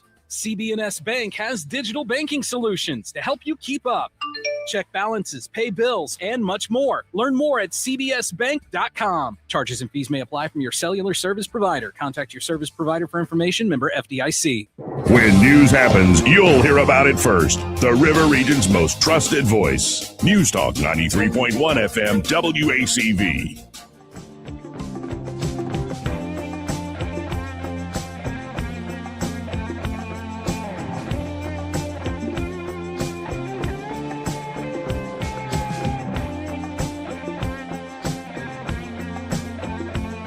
Joey Clark. Welcome back. Again, we have Councilor Andrew Szymanski here from the Montgomery City Council in the studio. And Eddie is full of energy and questions today, which I like. I haven't seen him in a while. I know. I mean, he is my connection to the city. Well, it's good. Yeah, there's a lot of good energy in the city today. We had the bowl game last night. Troy and Jacksonville State. What a turnout. Phenomenal job by everybody that helped put that on. Parks and Rec, sanitation, special events. The police force was impeccable. It looked good on TV. It really looked good on TV. Yeah, they told us they sold about 19,000 tickets. I think nice. Probably about 11 or 12,000 in the stands. The bands were awesome and just really excited to have that kind of energy and to wake up the next day knowing that everybody that came into town had a really good time while they were positive here. experience. It was really great. So on top of my mind, when we're thinking about big events, the city do anything for, say, New Year's Eve, New Year's? Yeah, they've got a riverfront party, New Year's Eve party for people that want to brave the cold and be outside. They've got some musical acts and vendors, entertainment all day. The riverfront's going to come alive for that, which will be exciting. And I think that is a night that inevitably ends in a lot of frustration because my phone's going to go crazy over it. The celebratory gunfire is of course. And I'll tell you what, I won't say it's not unique to Montgomery, I will say. Oh, no, not at all. And it's frustrating. And I know that residents are frustrated by it. I was at a neighborhood association meeting in Forest Park recently where you hear from people say, like, I just have to leave the neighborhood for the night because it's so bad. Mm-hmm. And I talked to some of my colleagues in other municipalities, and they just say, like, none of us remember this from 20 years ago, but it's for some reason now it's just a thing that gets done. Anything that you see that kind of change that? Do you think it's just a change of mentality? Or because I agree, as a kid, with fireworks and things like that were the craziest things. and maybe a few pranks, but certainly not all the celebratory gunfire. Yeah, I don't know if it's something, if it's a younger, my generation, younger generation of folks or whatever, if it's social media driven, or if what it's I'm just, wondering too. It's just one of those things where, it just, it could, for all we know, it could just be a part of just where culture is right now. I wish it would stop. My dogs wish it would stop. I know. I feel like my dogs have an easier time with the fireworks than they do some of the gunfire. But well, what's so crazy? I remember as a kid and growing up, you saw that happen in other countries, and we all laughed. They're so stupid. Those bullets got to come down. Got to come down at some point. Yeah. Now we're doing it. Mm-hmm. Yeah. I talked to somebody who was a contractor friend of mine, and he said, it's just crazy. They flipping some houses in some neighborhoods. He goes, just the people's roofs. He's like, it's pretty wild. And as I said, unfortunately, it's goes beyond us being like, man, this is a Montgomery problem. Because as I said, I talked to some of my city council colleagues in other places, North Alabama, and cities to the north and east of us, and they same frustration. I really wish there was a way, and it's not just here, but I wish there was a way that could be under control. What was it Chris Rock said? He said, I wish bullets all cost $5,000. Yeah, exactly. Because you think about shooting your gun off. Quietest New Year's ever. So, I've learned to gotta stay put, stay home on New Year's Eve. That's never been a friendly, festive time to me. Just a lot of disappointments. I think the last time I went downtown, I ended up making out with a girl in a glittery gold dress who looked beautiful, but she was like an ashtray. Nice. I saw her like necking with somebody else 5 minutes later. I'm like, okay, now I have herpes. All right, great. And you were covered in glitters. Yeah, exactly. I'm like, what am I doing here? I need to go home. But no, I remember with friends living downtown above Alley Bar. Yeah, a lot of fun times. And I won't remind people who know, but if you go down there, don't be drinking too much, because there's someone might have been an elected official, started dancing to Clarence Carter's stroking, and I don't know. It can happen to anybody, but sometimes people get a little into the spirit. Yes, they do, Joey. Yeah, just looking out for it. Yeah. No, I will most likely be continuing a tradition of being out to dinner and probably in bed at a generally reasonable time. I don't know how we did it when 20 years ago. I have no idea. I mean, back in the day, we used to, when I was in Athens, we used to just all night long, but not anymore. So yeah, I can't do that anymore at all. Now, Eddie, you were talking a little bit about rentals and stuff. Yeah, let's bring it on. Our buddy Andrew here, what's going on in the Airbnb world in Montgomery? I've got a few Airbnbs, and I haven't really paid attention to that. I know that you guys are doing some kind of revamping of laws and things like that. Yeah. So what we are doing is creating just some general guidelines and regulations for what we're calling as for short-term rentals. Airbnb is like Tupperware. Yeah, it's right? just name brand, right? Name brand, yeah. Looking at different things that we can and can't do. And right now what we've done is we've had 2 committee meetings in our Industry and Commerce Committee, which is opportunity for all the different departments that are involved to provide feedback to help us formulate some kind of ordinance or resolution to kind of regulate the short-term rentals here. And what we're doing as part of this, and what I think is important, is we're not trying to be trailblazers. We're really looking at what's happening in other municipalities that have gone through this process. Places like New Orleans and Birmingham, Atlanta, Chattanooga, Nashville, Huntsville, even small municipalities. Anniston, Alabama recently, just dropped their short-term rental kind of guidelines. The idea is to make sure that we have a way to know what Airbnbs and short terms we have in the city, to have some kind of we're looking at a licensing footprint, which is going to have some challenges. Because as I said, what's very important to me is that this is about making it better for good operators and to make it harder for people who are bad operators. Well, I've seen some of the bad ones. I know. And to be able to take something away, like right now, our recourse is just Airbnb themselves. And what some other municipalities have said is that, no, if you're a repeat offender and you're having problems there, we're just going to tell you, the individual, the bad person, oftentimes the person that's, got some kind of, investment group in Tempe, Arizona. Right. Y'all can't operate these here anymore. You know, have something. And I hope that what we can do is even look at, and I don't want to be too restrictive in the market, but there are places where they've said, like in Birmingham, where you've got to live within a 10 or 25 mile radius of the city to actually own something in the inner part of the city of Birmingham. Atlanta's looked at this, restricting it to only residents of the state of Georgia. And so I think that's what we're going to come out of with this next draft. Also, just some basic things that we want to see from a safety standpoint, posting one thing that's been very popular is requiring people to post like a fire exit. Inside the homes, things like that. Oh, certainly. Yes. Certainly. Well, see, but what's obvious to you is why my goal is to make somebody like Eddie go like, all of this makes sense. It's actually going to make the market better for good operators like us. It's going to get out these people that are undercutting us, that are out of town and don't have the best interest of the city at hand, and then give us just some enforcement things as well. Because we've heard some of the incidents. What we really are avoiding, though, is we want to make sure that the next time, which hopefully happens never, that I have a shooting at an Airbnb in my district. You know how many people were calling me saying you need to shut short-term rentals down? See, that's to me, and again, as someone who owned one, I rented to Andrew. Mm-hmm. Well, we have good faith and this kind of thing. Sure. And then this happens.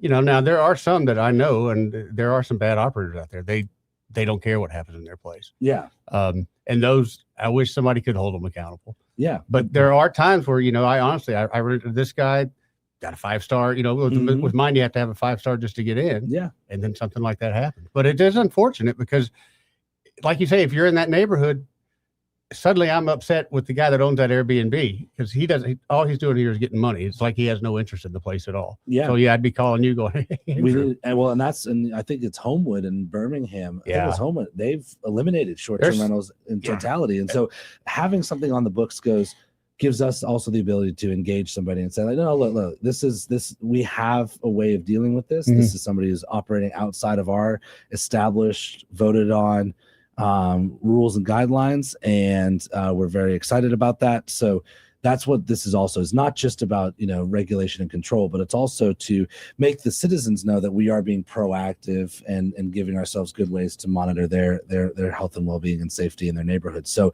we've got another meeting that'll be coming up in the new year. Mm-hmm. We will see if that meeting produces a final draft that we're all good with. One thing that the chair of the committee, Councilor Johnson, did say is that we will post the next draft of language to the city clerk's website, so that they are aware of what's coming.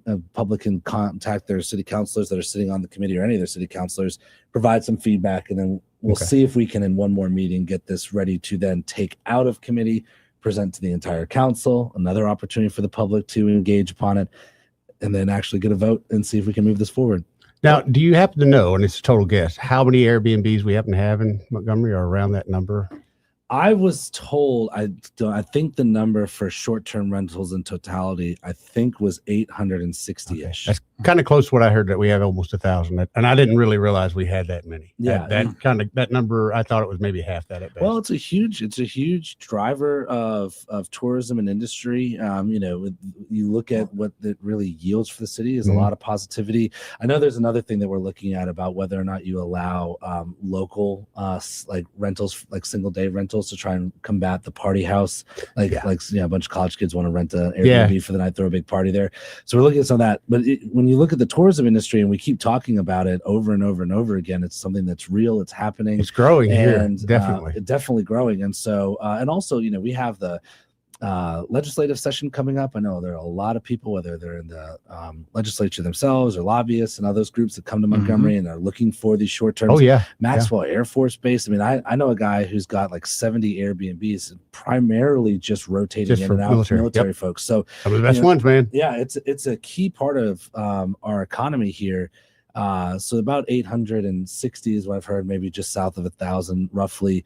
And that's a good thing. We just want to make sure. That I understand the regulation, and again, I didn't know it was that many, so I'm kind of at this point, I think you got to have something, because if I had a general complaint, who would I call? Yeah, and I know I've had conversations with representatives from Airbnb, and I actually had one of their representatives come out from Georgia, kind of on charge of all of their kind of government affairs stuff in the Southeast. And they can be very proactive, and they are good about delisting and dealing with some of the stuff.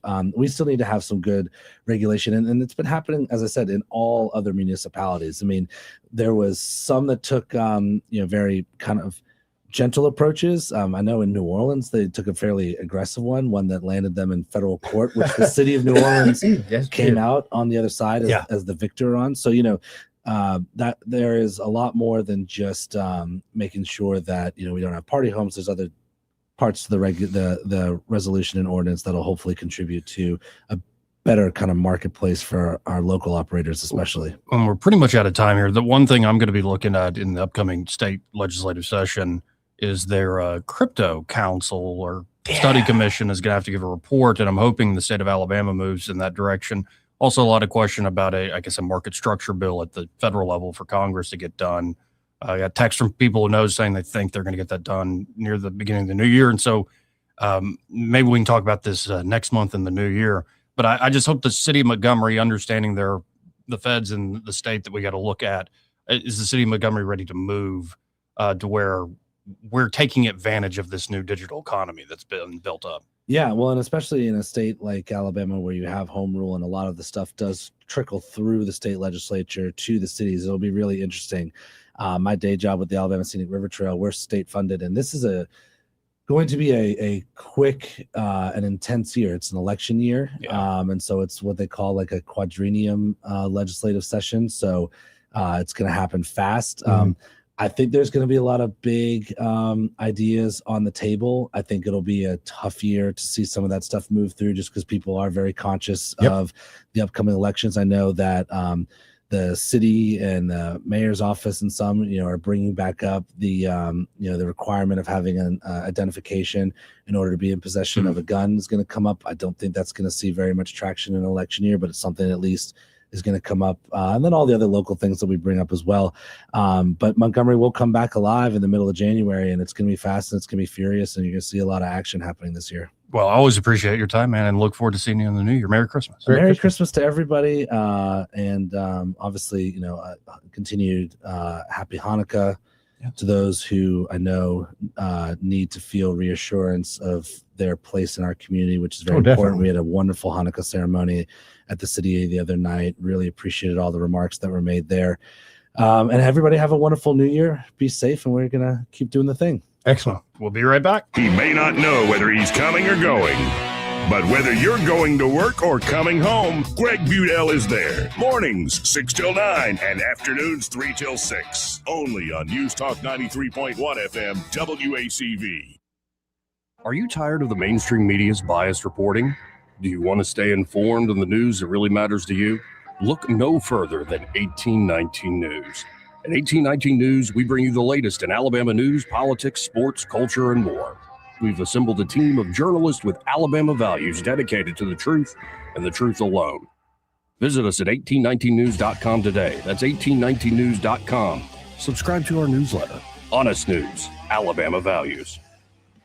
Attention Montgomery business owners. Want more customers without guessing how to reach them? Blue Water Broadcasting isn't just radio. We're your full-service digital marketing partner. From smart social media campaigns to targeted display ads to SEO that actually works. We help your business get seen by the right people at the right time. Whether you're a local shop, a growing brand, or an established company, our team can build a custom strategy that drives real results on air and online. Ready to grow? Call Blue Water Broadcasting today or visit bluewaterbroadcasting.com. Blue Water Broadcasting, your audience is waiting. I'm Lindsey Bonner from Action 8 Lace Up Sports. We're your home for the college football playoffs as the Alabama Crimson Tide prepares to take on Oklahoma.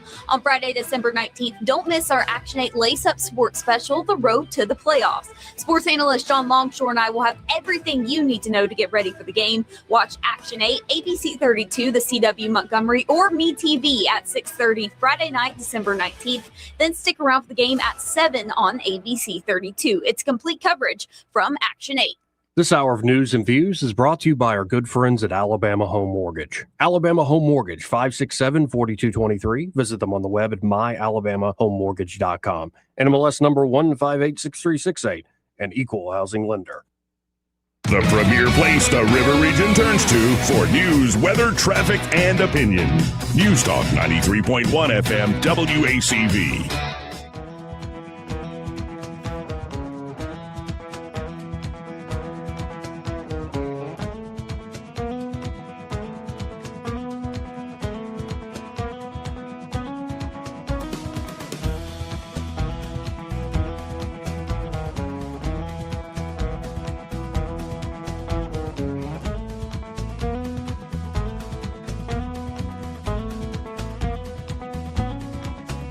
Joey Clark.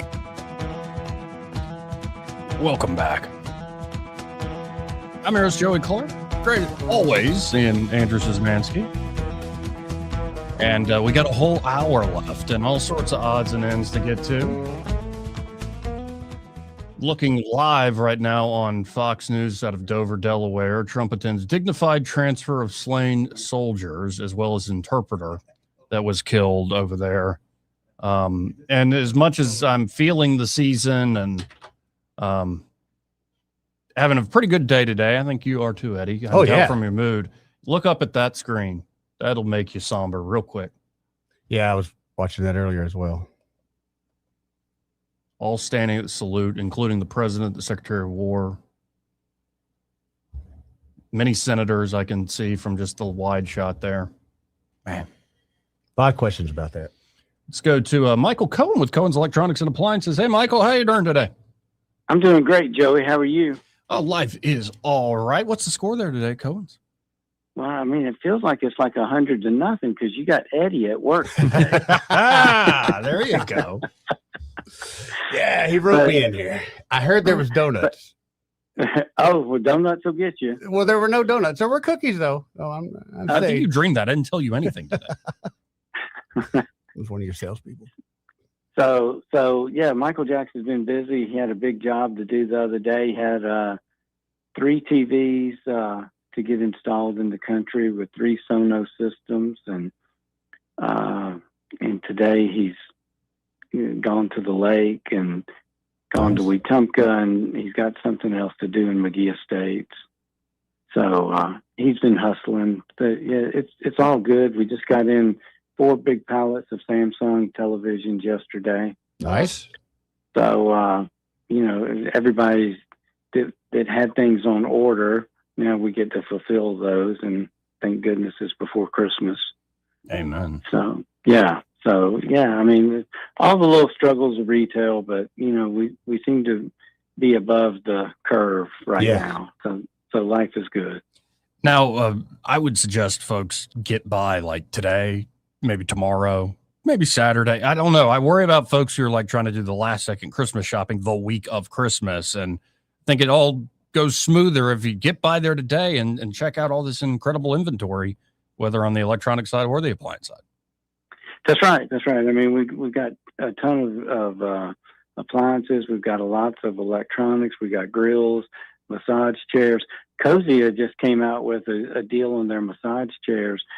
They've got 3 different models. One of them you save $500. One of them you save $1,000, and the last one you save $2,000 on the chair, and you get a free extended warranty. So it's like a win-win all the way around. Yeah. Well, folks, get by there. You can always shop online at thinkcohens.com, but I say stop by the Boulevard. It's 2515 Eastern Boulevard here in Montgomery, open 9 to 6, Monday through Friday, 9 to 4 on Saturdays. And find Michael and be like, hey, I heard you on that radio show with Joey and Eddie. That's right. Is Troy laying out today? Yeah, he's usually just on the Monday and the Friday. He bookends the show. Okay. All right. Well, yeah. Y'all come see us and let us help you make the right choice, whatever your decision, whatever you need help with, whether it's appliances or electronics. And have a great day. You too, Michael. Bye, Michael. See you, brother. Final hour coming up. Broadcasting from the Riverside Chevrolet Master Control Center, this is WACV Cusada, News Talk 93.1 FM. When it's Chevy, it's Riverside.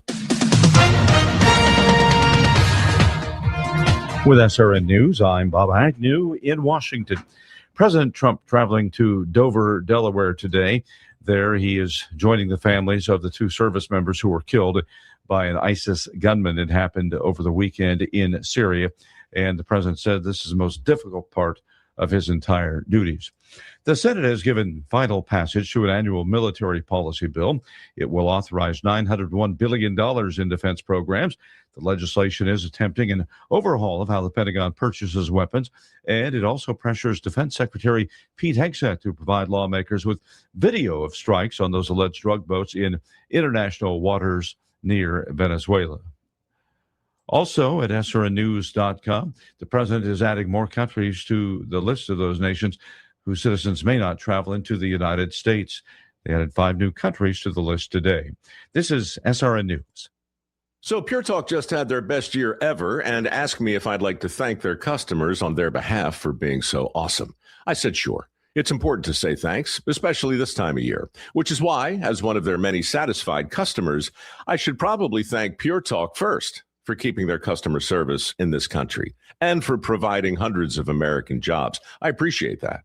I also appreciate their Roundup program, which makes it easy to support America's Warrior Partnership and join the fight against veteran suicide. And I love that Pure Talk donated 1,000 hand-sewn Made in America flags to veterans around Independence Day. And of course, I really appreciate their generous support of my own foundation, MicroWorks, and their commitment to help us train the next generation of skilled workers. Having said all that, it's now my pleasure, on behalf of everyone at Pure Talk, to thank you sincerely for choosing to do business with an American wireless company that actually stands for something. And one more thing. Merry Christmas. Rich Thomas Weather is brought to you by McPhillips Shinbaum. My name is Aaron Luck, a partner with the law firm of McPhillips Shinbaum. If you or someone in your family has been seriously injured by the negligence of someone else, call me directly. 262-1911. Rich Thomas Weather. Well, hi, everybody. This is Rich Thomas. Our warm-up continues today. I think we'll be in the low 60s for a high. And by the way, that's exactly normal. Sun and cloud mix today, dry through the evening hours tonight, mostly cloudy at low 47. Then the risk of rain begins in the pre-dawn hours tomorrow morning. Then periods of rain and some thunderstorms Thursday evening, Thursday night. High temperature in the mid to upper 60s tomorrow, then much cooler Friday, windy, but sunshine, high 53. We're back in the 60s over the weekend. Saturday's dry, maybe some isolated showers on Sunday, though. From the Blue Water Weather Center, this is Rich Thomas. Budget Floors and More has the best prices. Carpet as low as 69 cents per square foot. LVP starting at $1.29 a square foot. Sheet vinyl as low as 65 cents per square foot. And the lowest prices on flooring installation supplies. Budget Floors and More across from Delray Publix. 1819 News. Former NFL and Crimson Tide quarterback A.J. McCarron has announced that he is pulling out of the 2026 lieutenant governor's race in Alabama. McCarron is foregoing the lead that he says he has in the polls against other primary challengers in order to become the next coach for the Birmingham Stallions. The Birmingham Stallions are part of the United Football League. McCarron says he's not ruling out running for political office in the future, and he also threw his full support behind Tommy Tuberville, a former football coach for Auburn, who is running to be Alabama's next governor. I'll be back with more Alabama stories after this. Where I was living was not a great place to live anymore. I began to pray for a place to go, praying for all of these things that a 9-year-old would want. I wanted horses, big house with a bunch of people my age. I wanted parents. I wanted a mom and a dad. Before I even prayed it, the Lord had already answered my prayer with the Big Oak Ranch. Who would that 9-year-old be if she never came to the Big Oak Ranch? I would be trying to fight for survival instead of fighting to break a cycle. Big Oak Ranch, a Christian home for children needing a chance. A Dallas County man is charged with sex abuse of a child under the age of 12. 26-year-old Ty Travius Carmichael is facing first-degree rape and sex abuse charges for a crime that occurred in Selma. Carmichael is being held without bond in the Dallas County Jail. A Daphne woman has been sentenced to 7 years in federal prison for wire fraud, mail fraud, and aggravated identity theft. 56-year-old Ramey Freeman was charged with using false documents in order to obtain a car loan in Texas, along with other fraudulent activity involving money. Freeman is also ordered to pay restitution for her actions. The city of Robertsdale has a new police chief who will start his job next week. Daniel Steelman will be replacing retired police chief Bradley Kenrick, who has spent 23 years as police chief of Robertsdale. I'm Andrea Tice. For more news affecting Alabamians, go to 1819news.com. And while you're there, subscribe to the daily newsletter. This hour of news and views is brought to you by our good friends at Cole Plumbing, 279-8919. Cole Plumbing is number one in the number two business. You don't have to dig a hole. They have proprietary pipelining technology. Ask them about their tankless water heaters. Remember, when you have trouble with your bowl, call on Cole. Since 1966, the Alabama Sheriff's Youth Ranches has been more than just a place to stay. It's been a place to belong. For children facing hardships through no fault of their own, our ranches provide more than shelter. With open arms, we welcome these young hearts, giving them the love, structure, and guidance they need to heal, grow, and thrive in a warm Christian environment. With the end of the year approaching, many will decide whether to help those who are less fortunate. When you give to the Alabama Sheriff's Youth Ranches, you give Alabama's children the chance they deserve. Every donation stays within Alabama, directly impacting the lives of the children who need it the most. Join us in making a difference. We'd be honored to have you as a part of our mission to lift Alabama's youth. And we're also looking for compassionate couples to join our mission as house parents. We provide housing, medical benefits, a 401k, paid vacation, and the chance to make a lasting difference.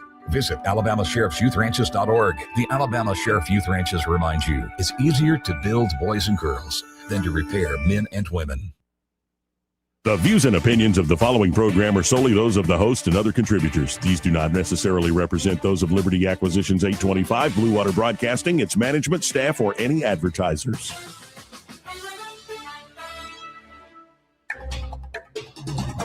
It's time for Montgomery's conversational radio show. It's news and views on News Talk 93.1 FM. To join the conversation, call 272-9228.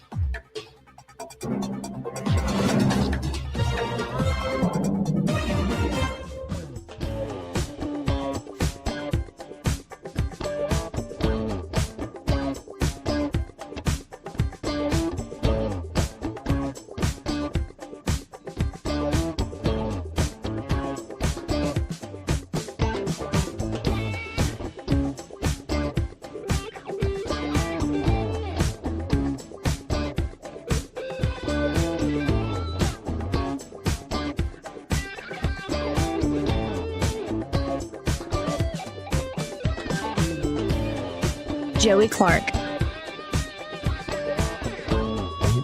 Welcome back. Final hour here of the program, 272-9228 if you want to get on the conversation. So Trump did this yesterday. He was asked about a thing that you might care about, I might care about. Let's see what we got. Considering executive order to reclassify marijuana. We are considering that. Okay, are you planning? Because a lot of people want to see it, the reclassification, because it leads to tremendous amounts of research that can't be done unless you reclassify. So we are looking. Is it accurate? Looking to reclassify. I like the We're idea looking at of that being very able to strongly. research it. I think it's ridiculous that we don't. Yeah. Yes. I think it's absurd. But something that, and you might know this better than me, Mm-hmm. with the cartridges for CBD and all that now. Yeah. First of the year, is that going to become illegal? I think that's already illegal. Oh. I think that went into effect. Flour, so-called hemp flour, and the vape stuff in June. That's when that went into effect. Oh. So people are still selling gummies and all sorts of stuff. Yeah. Right. Oh, I didn't know that. I thought everything was going to be first of the year or something. Right. And I know from talking to some folks that a lot of shops are going to try to comply with the new rules and regs. It sounds like their suppliers kind of ready to go to meet the new rules and regs in terms of packaging and these sorts of things. I mean, honestly, what choice do you have? You've Especially, got so much vested in that business. Yeah, millions of dollars invested in a lot of cases. So it's frustrating to see, I think, the slow walk in that regard. Especially here in the great state of Alabama. Intentional, man. Now, don't smoke too much weed, though, folks, because then you'll turn into a woman. What? Or, excuse me, into an empath. Have you ever heard this term? I have not. And it's usually women who use it, or Empath, but like never creepy in- dudes are like, I'm going to pretend to be so I can sleep with her. Does that work? I tried it in college. It does not work. And kind of, even if it works, it doesn't work. You know what I mean? I got you. It's like, careful what you wish for, young man. Careful what you wish for. Yep. But no, you've never heard this term that I'm an empath? No, I have not. I'm just very considerate of what I do and how it affects like down the road and the ripple effects. And I don't know. I've never heard of that term, but kind of butterfly effect you're worried about? That? No. Not a butterfly effect. I mean, you're considerate of what you do, how it affects others? Yeah. But like in a heightened, hypersensitive way. Like you're just very aware of all the possible, and it's never about me. I'm just hypersensitive about other folks and how it affects them emotionally, physically, like quality of life and stuff. And it's never about my own feelings. Like I'm just so empathetic that it's just pure altruism. That's what it is. I need to be the boy in the bubble at that point. So the reason I was thinking of this is because of this clip. It's only 20-something seconds. What? At first, I thought it was Alanis Morissette. Yeah.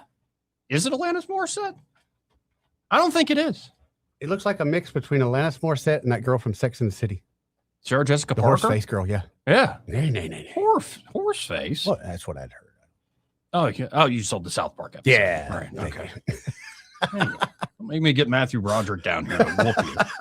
But no, just you've never heard of this empath. No, I have not. So maybe they should want a narcissist or a sociopath or a psychopath in a position of leadership, political or otherwise. I'm not following these people into a towering inferno. I'm just not, because they don't have access to empathy, and I'm not interested in leadership without empathy. So my eye goes toward those of us who are highly sensitive and connect with the idea of being an empath, because we are the ones who are really going to process something all the way through and see the impact.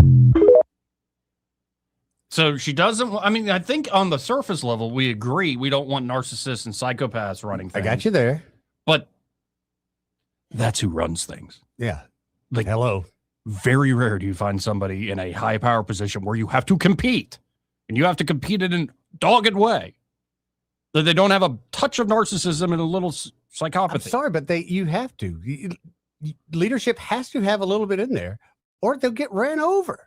But also, somebody who describes themselves as an empath. Yeah. She reminds me of somebody. Empathy, and I'm not interested in leadership without empathy. So my eye goes toward those of us who are highly sensitive and connect with the idea of being an empath, because we are the ones who are really going to process something all the way through and see the impact. I bet she's got hairy armpits. Possibly. But I'm not going to argue with you there. Yeah. I really don't want to think about it. Oh, I'm pretty positive. But have you ever heard of like the term devouring mother? No, helicopter mom and a mom. Yeah, it's a similar idea. Overbearing, like all this stuff. And would you say that like overprotective? Yes. Like I know out of a mothers. sense of empathy for people, you might do something crazy. Yeah. Yeah. I'm just saying, like, who hasn't? I don't know. I see this out there, and it's a thought out there. Like, can't everybody just get along and love each other? No. Have you met other people? Everybody love everybody? No. Like Jimi Hendrix talking about the power of love conquering. There's a few people you can love, but you can't love everybody. Joey, meet other people. It's hard to love other people. Right. Well, and then what we really need is good, proper Christian leadership, like the wisdom of Solomon, the heart of David. I won't argue with that. But here's the thing, is the folks that often are very forthright in saying, I have the wisdom of Solomon, the heart of David. They're the psychopaths. Also known as the Buzz Killingtons as well. Right. Yeah. So it's just like, I think some of this is just inbuilt.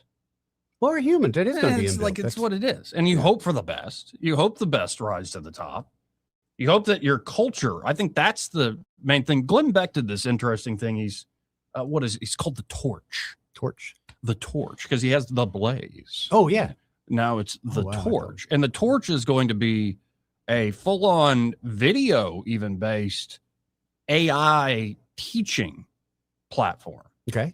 To learn about founding values and the history of America. So Glenn just did one where it looks like he's doing his podcast. And his podcast is very simple set where it's just a round table, 2 mics hanging. Like I've seen a bunch of people do his podcast. On a microphone. And he said, our guest today is George Washington. And they had a video rendered, like photorealistic George Washington talking to him. Yeah. And at first it was kind of funny. It starts off with, well, I've laid out these 42 points, Glenn. And he's like, could you talk like a normal person today will understand? And he goes, he lays it down. And actually it made a lot of sense. It does echo a lot of the founding generation.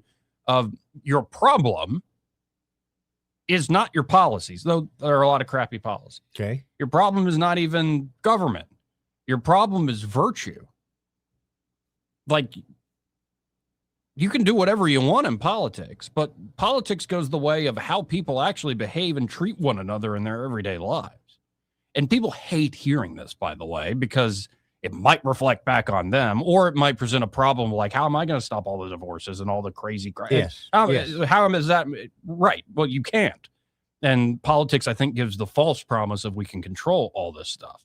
But that's I think the dirty little secret is, instead of psychologizing something to death or therapizing something to death, instead realize, no, you need to be able to control yourself. Freedom only works with a virtuous people that can put guardrails on themselves and want to, because they understand freedom comes from those guardrails and those limits that you set upon yourself. It's hard to have those. It's easy to set the guardrails. Yes. It's hard to stay between them.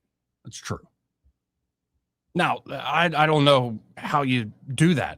That's the problem with that sort of suggestion. But you got to find somebody that holds you accountable. But when I think about, like, okay, why do we keep getting all the terrible people in Washington or in this or that government body? It's like, I agree, and you can criticize all sorts of people. I certainly do.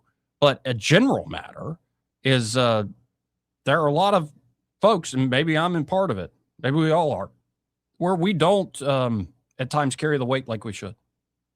And I don't say that to accuse anybody. I say it more like, I could probably do better. Don't you put that curse on me, Ricky Bobby. No, but you ever have those days where you're like, I'm not doing enough? Yeah. I think Dude, voice, more people need to listen to it a little more. No, I agree, but I think with me and probably people of my generation, that voice is usually screaming at me, or, not to encourage myself. I have to kind of beat myself up. Or remind me of my dad trying to encourage me to do things. It was never, son, you can do this. It was, get off your lazy butt and just, do it, make it happen.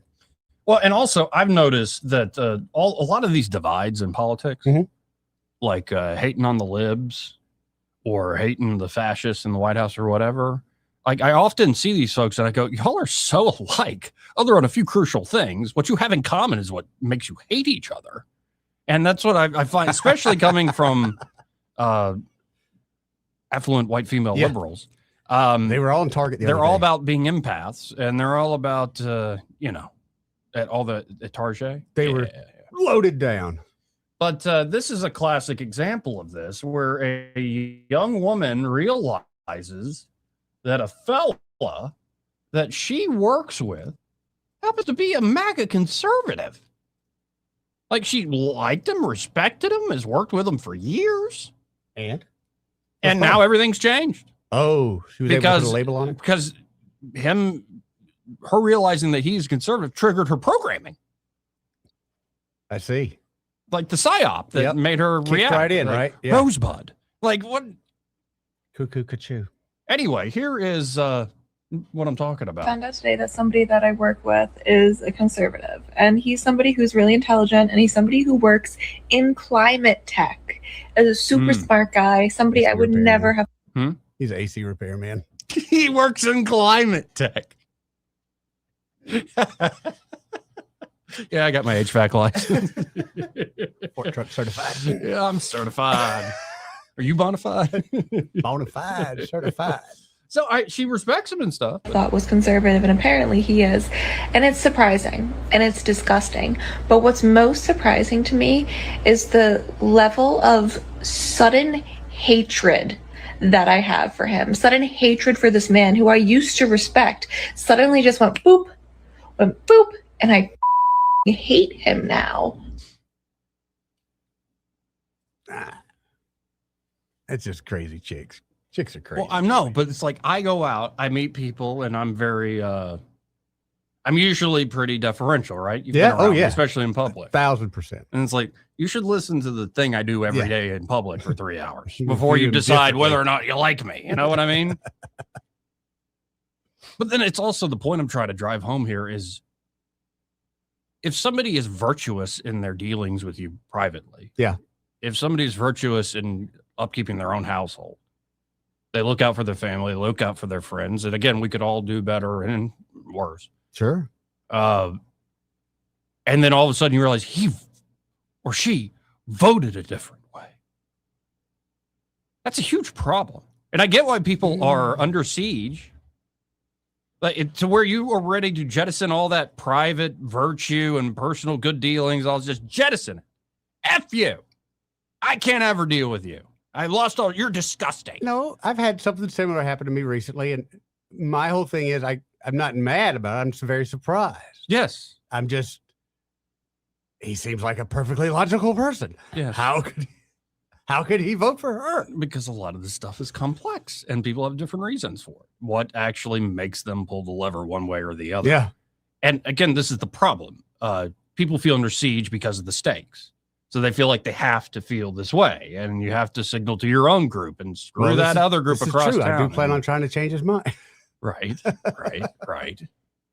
But again, like this is a sign that, and I've been beating this drum for years. If politics is the main thing that drives your relationships and all this other stuff, yeah, that shows a problem with our society, not a benefit. Especially if you've known someone for this long and all of a sudden that changes you. Mm-hmm. That changes you. Right. And how are you going to hate the guy's fixing your air conditioner? Right. Because he's a smart You're guy. gonna hate him in July. I tell you I that. love that, by the way, where it's like, I'm a PhD in environmental studies, or I'm a PhD in this, or I work in a certain tech field. So obviously my IQ is like really, really high. And it's like, okay, sure. There are definitely very high IQ people all over the world. 1,000%. But there's this thing called midwittery. Yeah. Where you're slightly, you're not dumb, you're above average. And it is on display constantly. Yeah. And I own my midwittery. You have to. If not, then we know several people who don't. Mm-hmm. No, and I think I fake it because I think I do have a high verbal IQ, and then everything else I just go kaput. Well, you have your strengths, and that's what's important. I've told you this before when I did the IQ test where they do the spatial intelligence thing, where it's like, here's these blocks, assemble these blocks into this shape. No, I ate one of the blocks. You froze. Yeah, I didn't just freeze. I ate it. Like, it was like, I don't know what I'm doing on this at all. I turned into Dean Martin, like, marshmallow. You want s'mores, baby? I remember when we were launching Hyundai, and we had this huge system that there are 5 of us in charge of, but we didn't know anything about it to begin with. We didn't know anything. Mm-hmm. One single thing. It's chemical titration, the whole 9 yards. Mm-hmm. Well, about 2 months into it, we were having to study this. It was very strange. But anyway, we studied it. They said, okay, you got to give some presentations. Mm-hmm. Like, what do you mean presentations? Well, we got new hires coming in and everybody gives them a presentation of their department. You're going to be representing our department. It's like, dude, I don't know this stuff. He's like, yeah, you do. Right. But this will kind of reassure you that you know. And it did. Being that, and I didn't want to fail, I went and studied even more. But I was very surprised how knowledgeable I was once I was explaining it. Yes. I was very surprised. And it did kind of force me to relearn it, but it recharged that. Yeah. And I'm not saying you don't make distinctions. And it's kind of I told you all off air, I just finished the pastoral epistles, like to St. Paul. There's argument over, did he write it? And I'm like, I'm happy to assume he did. Mm-hmm. And after reading them myself, I'm like, I think he did. He's just not writing to a general audience or a church in Corinth or Rome or anything. He's writing to particular pastors that are going to carry on the work. And for all the love and sweetness and light and treat your brothers and sisters in certain ways, there definitely are, number one, things as a leader of a community, and maybe it's religious, maybe it's not, where you demand standards of the people in your community. Okay. And I think a lot of standards have gone out the window. And I'm definitely guilty of that myself. But then there's plenty of times where it is, fair dealings with one another, bring people into the body of Christ. And then there's also these lines like, okay, these particular folks, though, have nothing to do with them. So there's always distinctions to be made. You find it even in the Gospels, Jesus himself, like brood of vipers.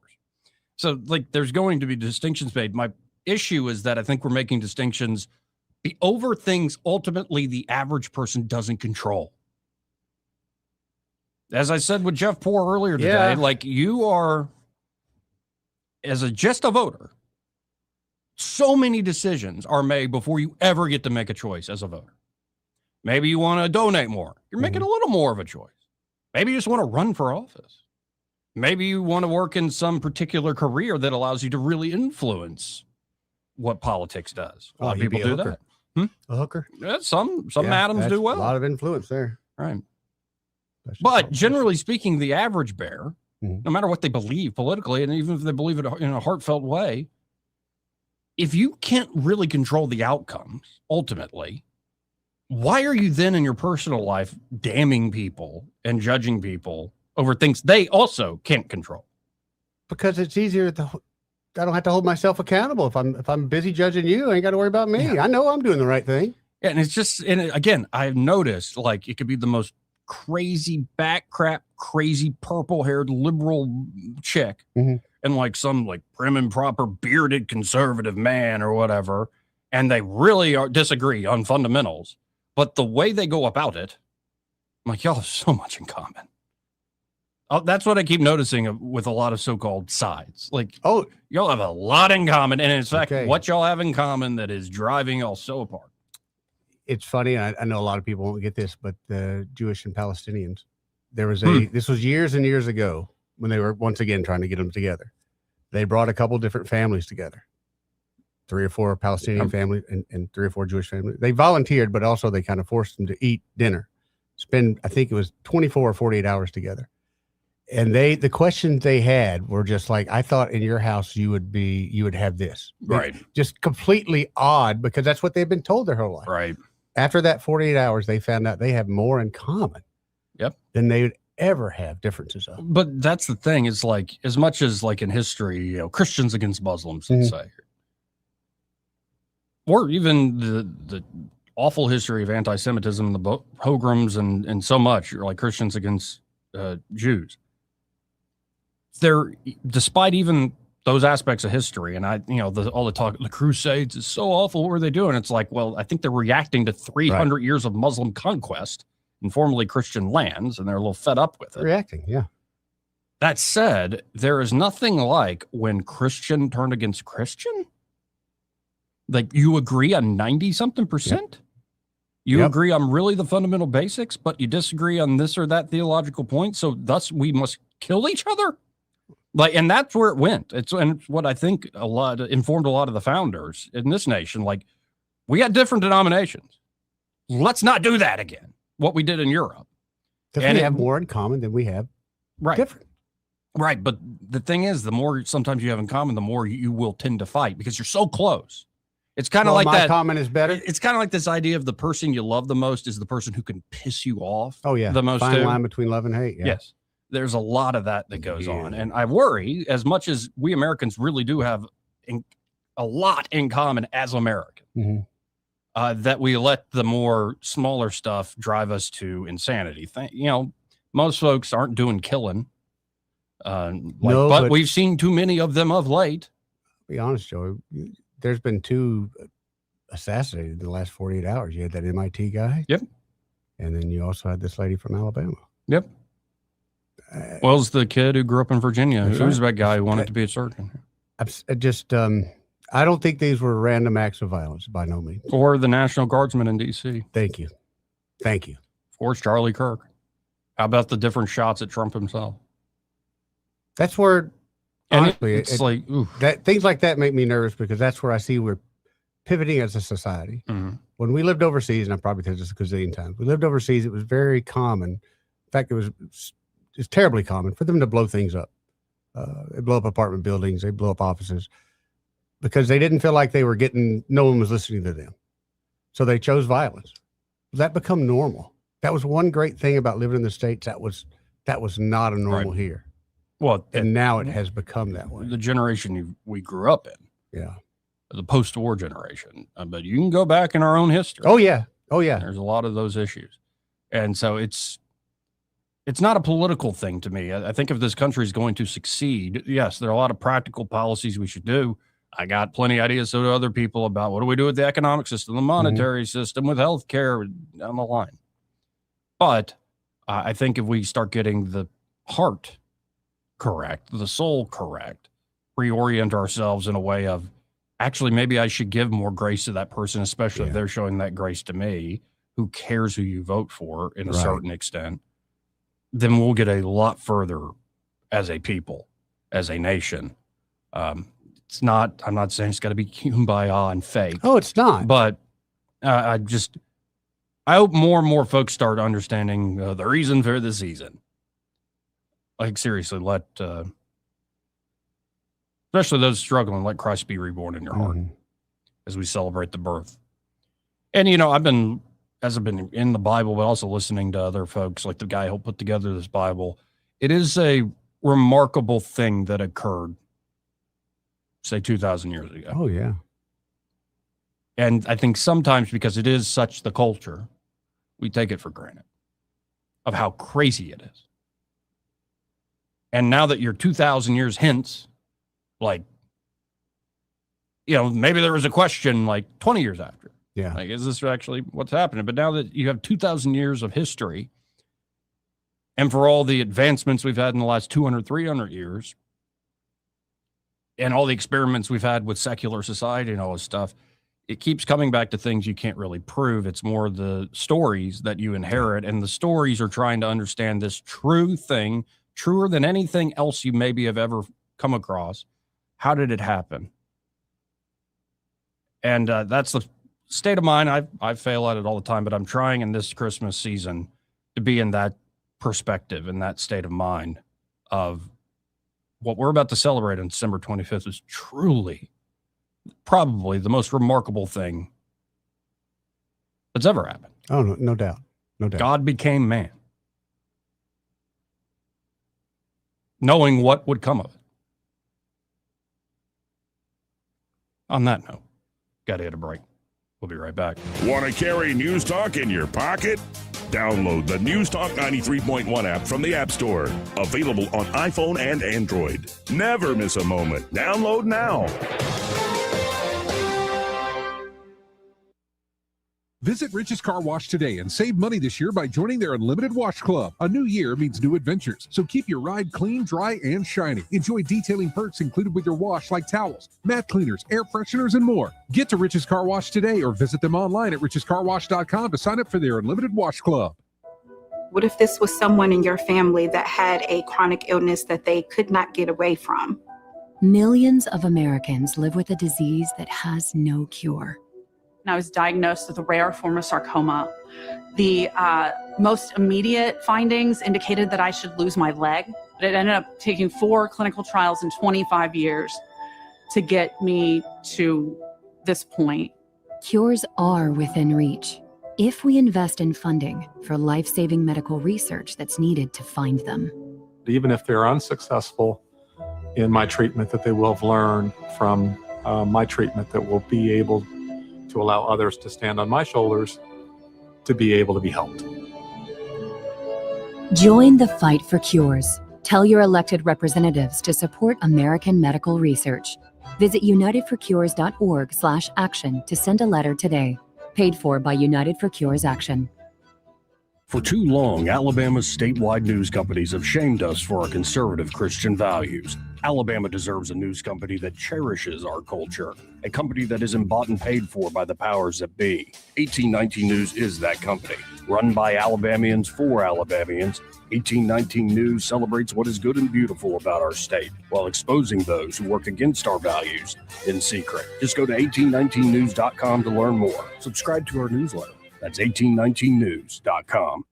Hi there, I'm Kim Williams with Alabama Home Mortgage. For years, I've been asking you to call me at Alabama Home Mortgage because there is a difference in mortgage companies. When you call Alabama Home Mortgage, you will immediately see the difference in pricing. Not only do we offer the most competitive rates, but our closing costs rank among the lowest in the industry. How do we do it? Because we can. We do not have the overhead that big banks and lenders do. Those big banks and lenders have big expenses. And what do? They pass those expenses along to you. Meanwhile, here at Alabama Home Mortgage, we receive wholesale rates which result in big savings that we pass along to you. Don't pay more for less. Give Alabama Home Mortgage a call at 567-4223. That's 567-4223. Or visit us online at myalabamahomemortgage.com to complete an application on your time. Our rates and pricing are just one difference that sets us apart from the rest. It's not just a slogan. Call Alabama Home Mortgage because, folks, there is a difference in mortgage companies. NMLS 1586-36-8, Equal Housing Lender. This hour of News and Views is brought to you by our good friends at Cole Plumbing, 279-8919. Cole Plumbing is number one in the number two business. You don't have to dig a hole. They have proprietary pipelining technology. Ask them about their tankless water heaters. Remember, when you have trouble with your bowl, call on Cole. Rich Thomas Weather is brought to you by Clark Heating, Air, and Plumbing. At Clark, they always offer 60 months free financing on Bryant, their highest SEER-rated system. But for a short time, they're offering 0% for 60 months on all brands. For all of your heating, air, and plumbing needs, better call Clark. Alabama certification number 09098. Rich Thomas Weather. Well, hi, everybody. If you have evening plans tonight, I think we're going to be dry with the overnight low temperature tonight falling to about 47. But the risk of showers begins in the pre-dawn hours tomorrow morning. Then there will be periods of rain and maybe some thunderstorms Thursday evening, Thursday night. High temperature well up in the 60s. We'll say mid to upper 60s. Much cooler behind the front on Friday. Windy, sunshine, high only up to about 54. Down to freezing on Friday night and then back to the 60s over the weekend. A small chance of isolated showers on Sunday. From the Blue Water Weather Center, this is Rich Thomas. Brighten your holidays with ASC Credit Union. Enjoy the season stress-free with our special holiday loans. Visit us or call today to learn more. ASC Credit Union, your ASCCU.com, 334-270-9011. Terms and conditions apply, federally insured by NCUA. Trustworthy, accurate, immediate. Carrying your voice across the river region. News Talk 93.1 FM WACV.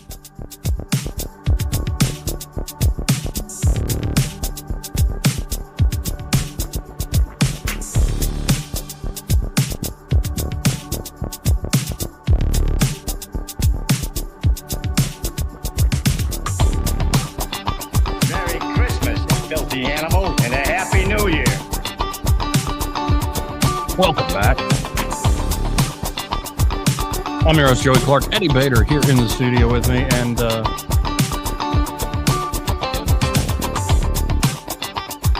hey, dude, we got to make our trip for Japan. You got your passport now. I do have a passport, yeah. I need to watch what the yen's doing. I think watch what the yen's doing. That's the Japanese dollar. I think we need to watch what it's doing and perhaps try to make a trip over there? Yeah, next year. Next year? I'm It's not cool. against that. Always wanted to go there. Yeah, I've always wanted to go there too. That could be fun. I think- Actually, a lot of fun. I think it'd be a lot of fun. I like where your head's at. Hey, before I forget, this Yeah. part of the program brought to you by Pest Pro Services. And you got to stop by there and do Man. Operation Blue Sam. It was so great. So went by there. We bought 2 bicycles, a Spider-Man bicycle and a Frozen bicycle. And I wanted to do the photo shoot where me and Hannah were on the bicycles, but they were children's bikes and I would have crushed it. So Ashley suggested that we just put them in front of us and we all take a picture together. And it was great. And then yesterday, I think it was last night on her Facebook, she posted all the picture or all the gifts that were collected. It's a big old truckload, man. There was probably 10 bicycles. I don't know how many gifts, probably 40, 50 gifts underneath there. So that's such a great thing she does for the community. Awesome. It's awesome. And this is just not only say they're doing a great thing, but it shows the folks who run Pest Pro Services and where their heart is. She's community driven, man. And it's not just Christmas time. Like she's doing this sort of thing year round, year round. Oh, they've done several Christmas parades as well. And then highlighting local athletics, helping out other small businesses and nonprofits. There's great folks. And this shows also the type of leadership you're going to get on the business side. It's why Pest Pro Services is, I think, one of the better, if not best, success stories coming out of the pandemic. Oh, 1,000%. They started in a rough time and it started with what? Just a couple folks, 3 folks? Yep. And it's grown into quite the operation. I love seeing one of those Pest Pro trucks. I see those clean trucks all over when Montgomery. I'm driving around. And of course, you should get signed up for their subscription model. That way you can control pest control costs year round, add things like mosquito treatment when the time is right, or get year round termite protection and annual inspection at least. This is termite season right now, man. And wildlife control service. Big time. Definitely with it being cold now. Do you want a possum or a raccoon under your tree for Christmas? No, man. Possums are nasty, dude. I love a possum. You do? Yeah. Why? Because you nasty? No, you just hold them out in front of you. They can't do nothing. Okay. I'm helpless. So funny. Yeah. Or God forbid, like something you probably don't even see, you just hear. It'll be like if squirrels. That'd be get the in your worst. attic. Yeah, hearing something in the walls of the attic. Yeah, that's No, thank definitely you. squirrels. Could be a raccoon. Yep. Could be mice or rats, God forbid. But why even bother to go look? Just call Ashley and her team up. Yep. Call them up at 265-9990. That's 265-9990. Or you can always learn more at ppsrivergent.com or just search Pest Pro Services on the Book of Faces. When you want to know, call a pro. Pest Pro Services. And be sure to tell Ashley and that great team, Merry Christmas, Happy New Year. And that Joey and Eddie, those fellas on the radio, sent you. Now, okay, I want to go into crazy fantasy land. Okay. Because I know you and like the producer that joins Greg after, all these lovely people that like I'm trying to live up to what I just said in that big monologue I just JD did. Vance, also a conspiracy guy. But anyway, go ahead. Yeah, but y'all don't even think we went to the moon. I think JD thinks we went to the moon. Have you asked him? I haven't had the opportunity. Okay. Next time I talk to Usha, I say, I put in a word. Appreciate it, man. Right, Just throw it JD. out there. Anyway. Mm-hmm. So you don't even think we went to the moon? I have doubts. You have doubts. I have doubts. You live in the maybe. That's fine by me. Yeah. I mean, Okay. I would love to It's believe not like I that. could prove it to you, City. Well, I would love to believe it, but my government lies to me on the regular. But Elon Musk put out a tweet that a lot of folks were like, huh? What does that even mean? It starts with a Polymarket report. Elon Musk is now worth more than Jeff Bezos, Mark Zuckerberg, and Warren Buffett combined. One guy saying you have generational runs, then you have civilizational runs. Elon, the man of the millennium. And then, of course, you got the left going, if this guy just gave up some of his money, could feed the homeless and all this, and they list all this stuff. And I go, yeah, for a year. He'd be broke in a week. And also, do you not understand how big assets work? It's not like he's just sitting on, it's not like he's Scrooge McDuck. Like all this wealth is based off especially future performance So expectations. what you're saying is it ain't liquid. No. He ain't walking around with 10 mil in his pocket. Clearly not. Oh, he's got, but yeah, I get it. So, but Elon responded to that. Elon, man of the millennium. Mm-hmm. When the mass driver on the moon gets going, I'm not sure money will be relevant. When the mass driver on the moon gets going, I'm not sure money will be relevant. When he says mass, is that an acronym for moving Americans around the moon or something like that? Well, a guy named Akash Gupta. Mm-hmm. Oh, Gupta. Mm-hmm. He put this out, One and of my I find favorite it. of the cheeses. I found it. Gouda is the cheese. Oh yeah, that too. Yeah. Right. You ever had a really stinky cheese? Yeah. I Do you like it? Mm-mm. You don't like it? Come on, I know you do. But I know if you ever want to tick somebody off, put Munster cheese on the head of their car in the wintertime, and when it melts, all they do is smell cheese. But Akash Gupta says, with commenting on Elon saying once the mass driver on the moon gets going. Yeah. Like, what does that even mean? Akash says this is Elon telling you the future. A mass driver is basically a giant electromagnetic catapult. You build a track on the moon, run current through superconducting coils, and yeet payloads into space at 5,300 miles per hour. No fuel, no rocket engines, just electricity. Gerard O'Neill built the first working prototype at MIT in 1976. The tech is 50 years old. The economics are what changed. Here's the math. Falcon 9 cost about $2,700 a kilogram to low Earth orbit. Starship targets $100 a kilogram once fully reusable. Oh, wow. A lunar mass driver powered by solar and running continuously with zero propellant. The Space Studies Institute estimated $1 per pound back in 1979. Updated for modern superconductors and solar efficiency, we're talking single digits per kilogram. We just hurl the thing? The moon has over 1 million metric tons of helium, worth about 2,000 to 20 million per kilogram on Earth. Titanium, aluminum, iron, silicon, rare earths, water, ice at the poles. So what's the timeline? Artemis 3 lands astronauts at the lunar South Pole around 2027 and 2028. Okay. SpaceX wants a permanent base by the early 2030s. NASA has plans for a 100-kilowatt nuclear reactor on the surface by 2030. China is racing to build their own lunar station by 2035. Once you have power and people, a mass driver is just construction. O'Neill's original designs called for a track a few kilometers long. A 160-meter track can reach escape velocity at high G-forces. Modern estimates suggest 12 tons of equipment landed over 20 years could bootstrap a self-expanding lunar industry. The realistic timeline, first operational mass driver by 2045-2050. Maybe faster if the space race with China heats up. And here's the part nobody's pricing. A functioning lunar mass driver can throw 600,000 tons of material per year into cislunar space at near zero marginal cost. That's O'Neill's 1979 estimate with conservative tech. At that point, the supply curve for critical resources inverts. You stop asking, how much does it cost to lift this from Earth? You start asking, can we mine it on the moon?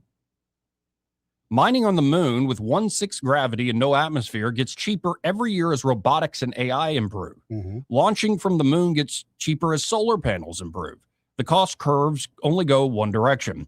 Elon's money becomes irrelevant statement, framing, and sounds crazy until you think about what happens when energy and raw materials both approach zero marginal cost. Every economic system ever built assumes scarcity of stuff. A mass driver breaks that assumption for anything you can make from the lunar area. This is why Starship matters as a bootstrap mechanism. You need cheap Earth-to-moon transport to build the infrastructure that eventually makes rockets obsolete for bulk cargo. Rockets get you to the moon. The moon gets you everywhere else. And Elon just told you that's the plan. No. Reaction? I think it's a really cool idea. I have seen some videos of that on the TikTok, but they use squirrels. Yeah, where they Just catapult squirrels. Yeah. So I get where they're coming from with that. I can see the science behind it. And I do know we need helium. Helium is we're going to run out.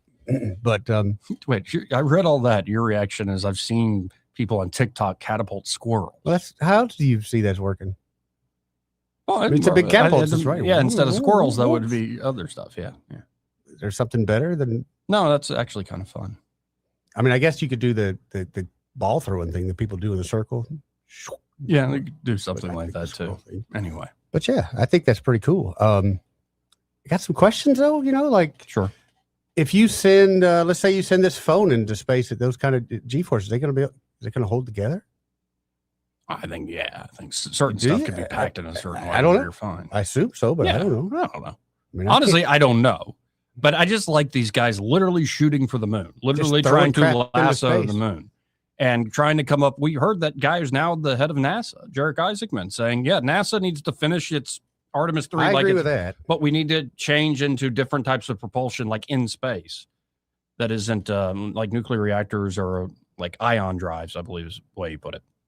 So, like, it could all be pie in the sky and, you know, we all go to hell immediately. You got to like, shoot for something. But, like, don't underestimate, especially because just look at the difference in how easy it is now to get something to low Earth orbit and make it work.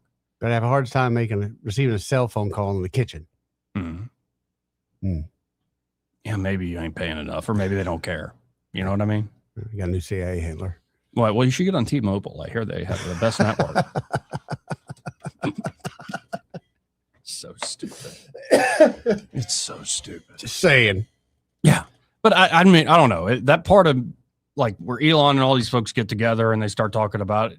Yeah, actually, it's pretty reasonable. It's actually easier in first principles to build like AI data centers in orbit than it is on here on Earth. So let's launch something from here to the desert somewhere so we can watch it like catapult. Let's do that. Yeah, but we have like the moon only has 1/6 the Earth's gravity. That makes the catapult even more effective. I mean, you talk about a squirrel being launched. How close do you got to get before you feel that anti-gravity? Space squirrels. Squirrels in space? Squirrels in space. That's how you get the rednecks to buy in. Oh, they'll buy in 100%. They'll buy in. Squirrels in space. And just to finish this out in a proper way, let's bring this back down to Earth. This video was making the rounds earlier today out of Tulsa. Tulsa? Yeah, it was on December 12th, around 12:50 p.m. Officers responded to a neighborhood near 88th and Joplin for a report. Dude, is that your girlfriend? Yeah, shut up. You're going to get me killed. Get my tires slashed at least. But here is what the police were responding to. You're just going to ruin me, aren't you? But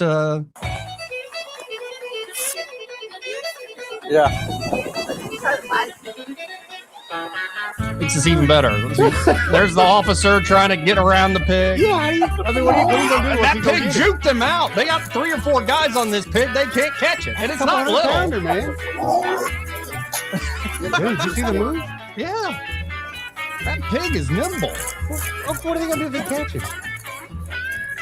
Uh-oh. You like a pistol? With help from officers, Animal Control caught the pig and was safely taken into custody.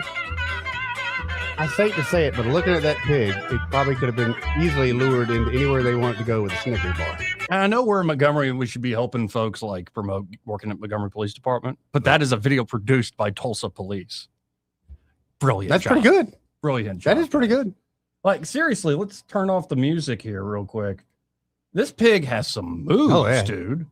Like, normally it's just as soon as folks start getting around it and it's like, oh, you're trying to catch me? Like, he's got any eligibility left? Because yeah, watch this juke that's about to show up right here. Gotcha. Nope. Bam. Wow. How embarrassing is that? That's like a Barry Sanders. 5 cops chasing a pig. Yeah. How big of a pig? You think it's a 100-pound pig? Isn't it kind of ironic, too? We apologize to the law enforcement community, but even y'all got to laugh at that one. How'd you catch it? Well, we brought some donuts over. It started picking up. Right. We had some donuts in the car. It wasn't no problem. This part of the program brought to you by Montgomery Men's Health. And they're at Montgomery Men's Health. They're ready to help you men feel like men again. Yeah. Especially if you're hitting middle age and you just don't feel yourself, tired and sluggish all the live long day, never in the mood, loss of muscle mass, getting fat around the middle, you're getting a tire around the middle. Your sleep patterns are all off. All sorts of stuff's happening to you. Could very well be low testosterone. And it's not just guys who are hitting middle age. A lot of guys in their 20s and 30s having these symptoms of low T as well. So why not get by Montgomery Men's Health if you're feeling like crap, man? No guesswork, no gimmicks, just real science and effective treatments. The urologists and providers there at Montgomery Men's Health will tailor solutions specifically to your body and goals. And consultation, including blood work, is just $99. That's right. With results before you leave. And beyond testosterone, they have ED treatments, many other options many men don't even know exist. So, gentlemen, I know you hate going to the doctor. You're busy. You got other stuff to do. Yep. But you only got one life. Procrastination is going to make this worse over time. Instead, just do a quick trip to Montgomery Men's Health. They're discreet. They're quick. They're great. Call them up at 440-3663. That's 440-3663. Or visit MontgomeryMen'sHealth.com to book your appointment today. He may not know whether he's coming or going, but whether you're going to work or coming home, Greg Budell is there. Mornings, 6 till 9, and afternoons, 3 till 6. Only on News Talk 93.1 FM, WACV. Hey, this is Troop with Heirloom Jewelers. I've been advertising at Blue Water for going on 3 years now. Since starting advertising at Blue Water, we have seen our business grow exponentially. And if you would like to see your business grow, I suggest advertising at Blue Water Broadcasting. Blue Water Broadcasting is the #1 most listened to radio group in the River region. Find out how to put this reach to work for your business. Call us to find out how we can help. Blue Water Broadcasting. Local folks helping local business. This is Lyle from Marguerite's. I want to tell you about our $99 Christmas special. Beautiful, gorgeous, lab-grown diamond earrings, a half-carat total weight, quarter-carat each. Those are big diamonds, only for $99. Your choice of 14-carat white or yellow gold. No one else offers in this country. You can search the internet all you want. You are not going to find that except at Marguerite's. We lose money, but we make great customers. We want to see you this Christmas. Come in at Marguerite's and shop our $99 Christmas special. Take that, Mrs. Target.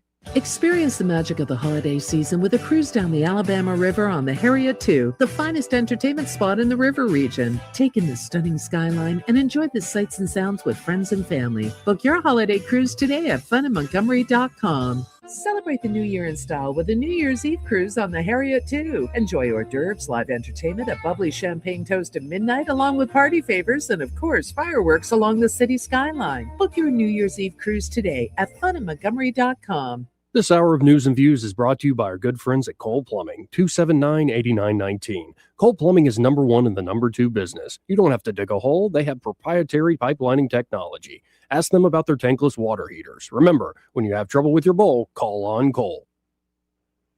All the headlines the mainstream media won't touch. Your News Talk station. News Talk 93.1 FM, WACV.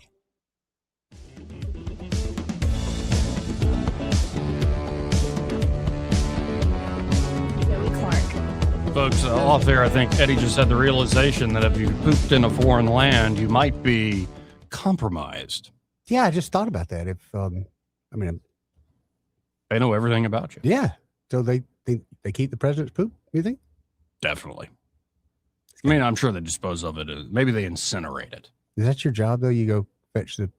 That used to be a prime job for the Sun King. Changing out his pot. Yeah. In the morning. Yeah, it was a grand duty. Yeah, I bet it was. Oh, no thanks. Let's go to line 1 and talk to Ray Bowles from Prattville Carpet. Hey, Ray. What up, Ray? Hi, guys. What are y'all doing? Just finishing up the show. I'll finish up. Listen, tomorrow, the library's got a big announcement. Oh? That we're going to do, I think, at 6 o'clock downtown. Okay. Matter of fact, Tammy's trying to call me, the director of the library, and we don't know if we're going to be able to make it tomorrow or Friday. All right. Because of the weather moving through. So can I call in tomorrow at some point and say, hey, this is what, it's T-Mobile. They're giving us a big, they're making a big announcement for our library. Very cool. Can I call y'all throughout the day and let y'all know what time it's going to be? Anytime you want. Okay, great. And what's y'all's telephone number? 272-9228. I've been wanting to ask you that for years. And you did. That's damn. Damn. I just threw you all off, didn't I? Yep. Yeah. Now, if y'all need a floor, y'all call 285-8117. If you want to talk on the radio, you call the other number, because I got you programmed in at News Talk, so I just touched a button. So honestly, I couldn't tell anybody what your number is. Oh, that's fair. I think a lot of our listeners have that. Yeah, that's right. Well, I've got y'all's secret number that y'all don't give out to the special people. Oh, I mean our Does cell Mark phones? have the secret number? Mark, do you have their secret number? No. Well, ask me about it Sunday in church. I'll give it to you. Oh, is that? Yeah. This is what happens. Appreciate that, Ray. I get it. Yeah. You're welcome. You're very, very welcome. Everybody's going to believe me on that one. Yep. I love it. If y'all want a secret number for Private Carpet, it's 799-3561. There you go. That's the secret number to Private Carpet. But any other calls, 285-8117. If you need a floor, call us. We'll come out and give you that new floor. And I'll call y'all tomorrow about what's going on with T-Mobile in the library. That sounds great, Ray. Appreciate it, Ray. Thank you, brother. Great. Thanks, y'all. Getting that number for Prattville Carpet, 285-8117. Get some shopping done last second before Christmas. You done any shopping? Yeah, I did some shopping. I have done some too.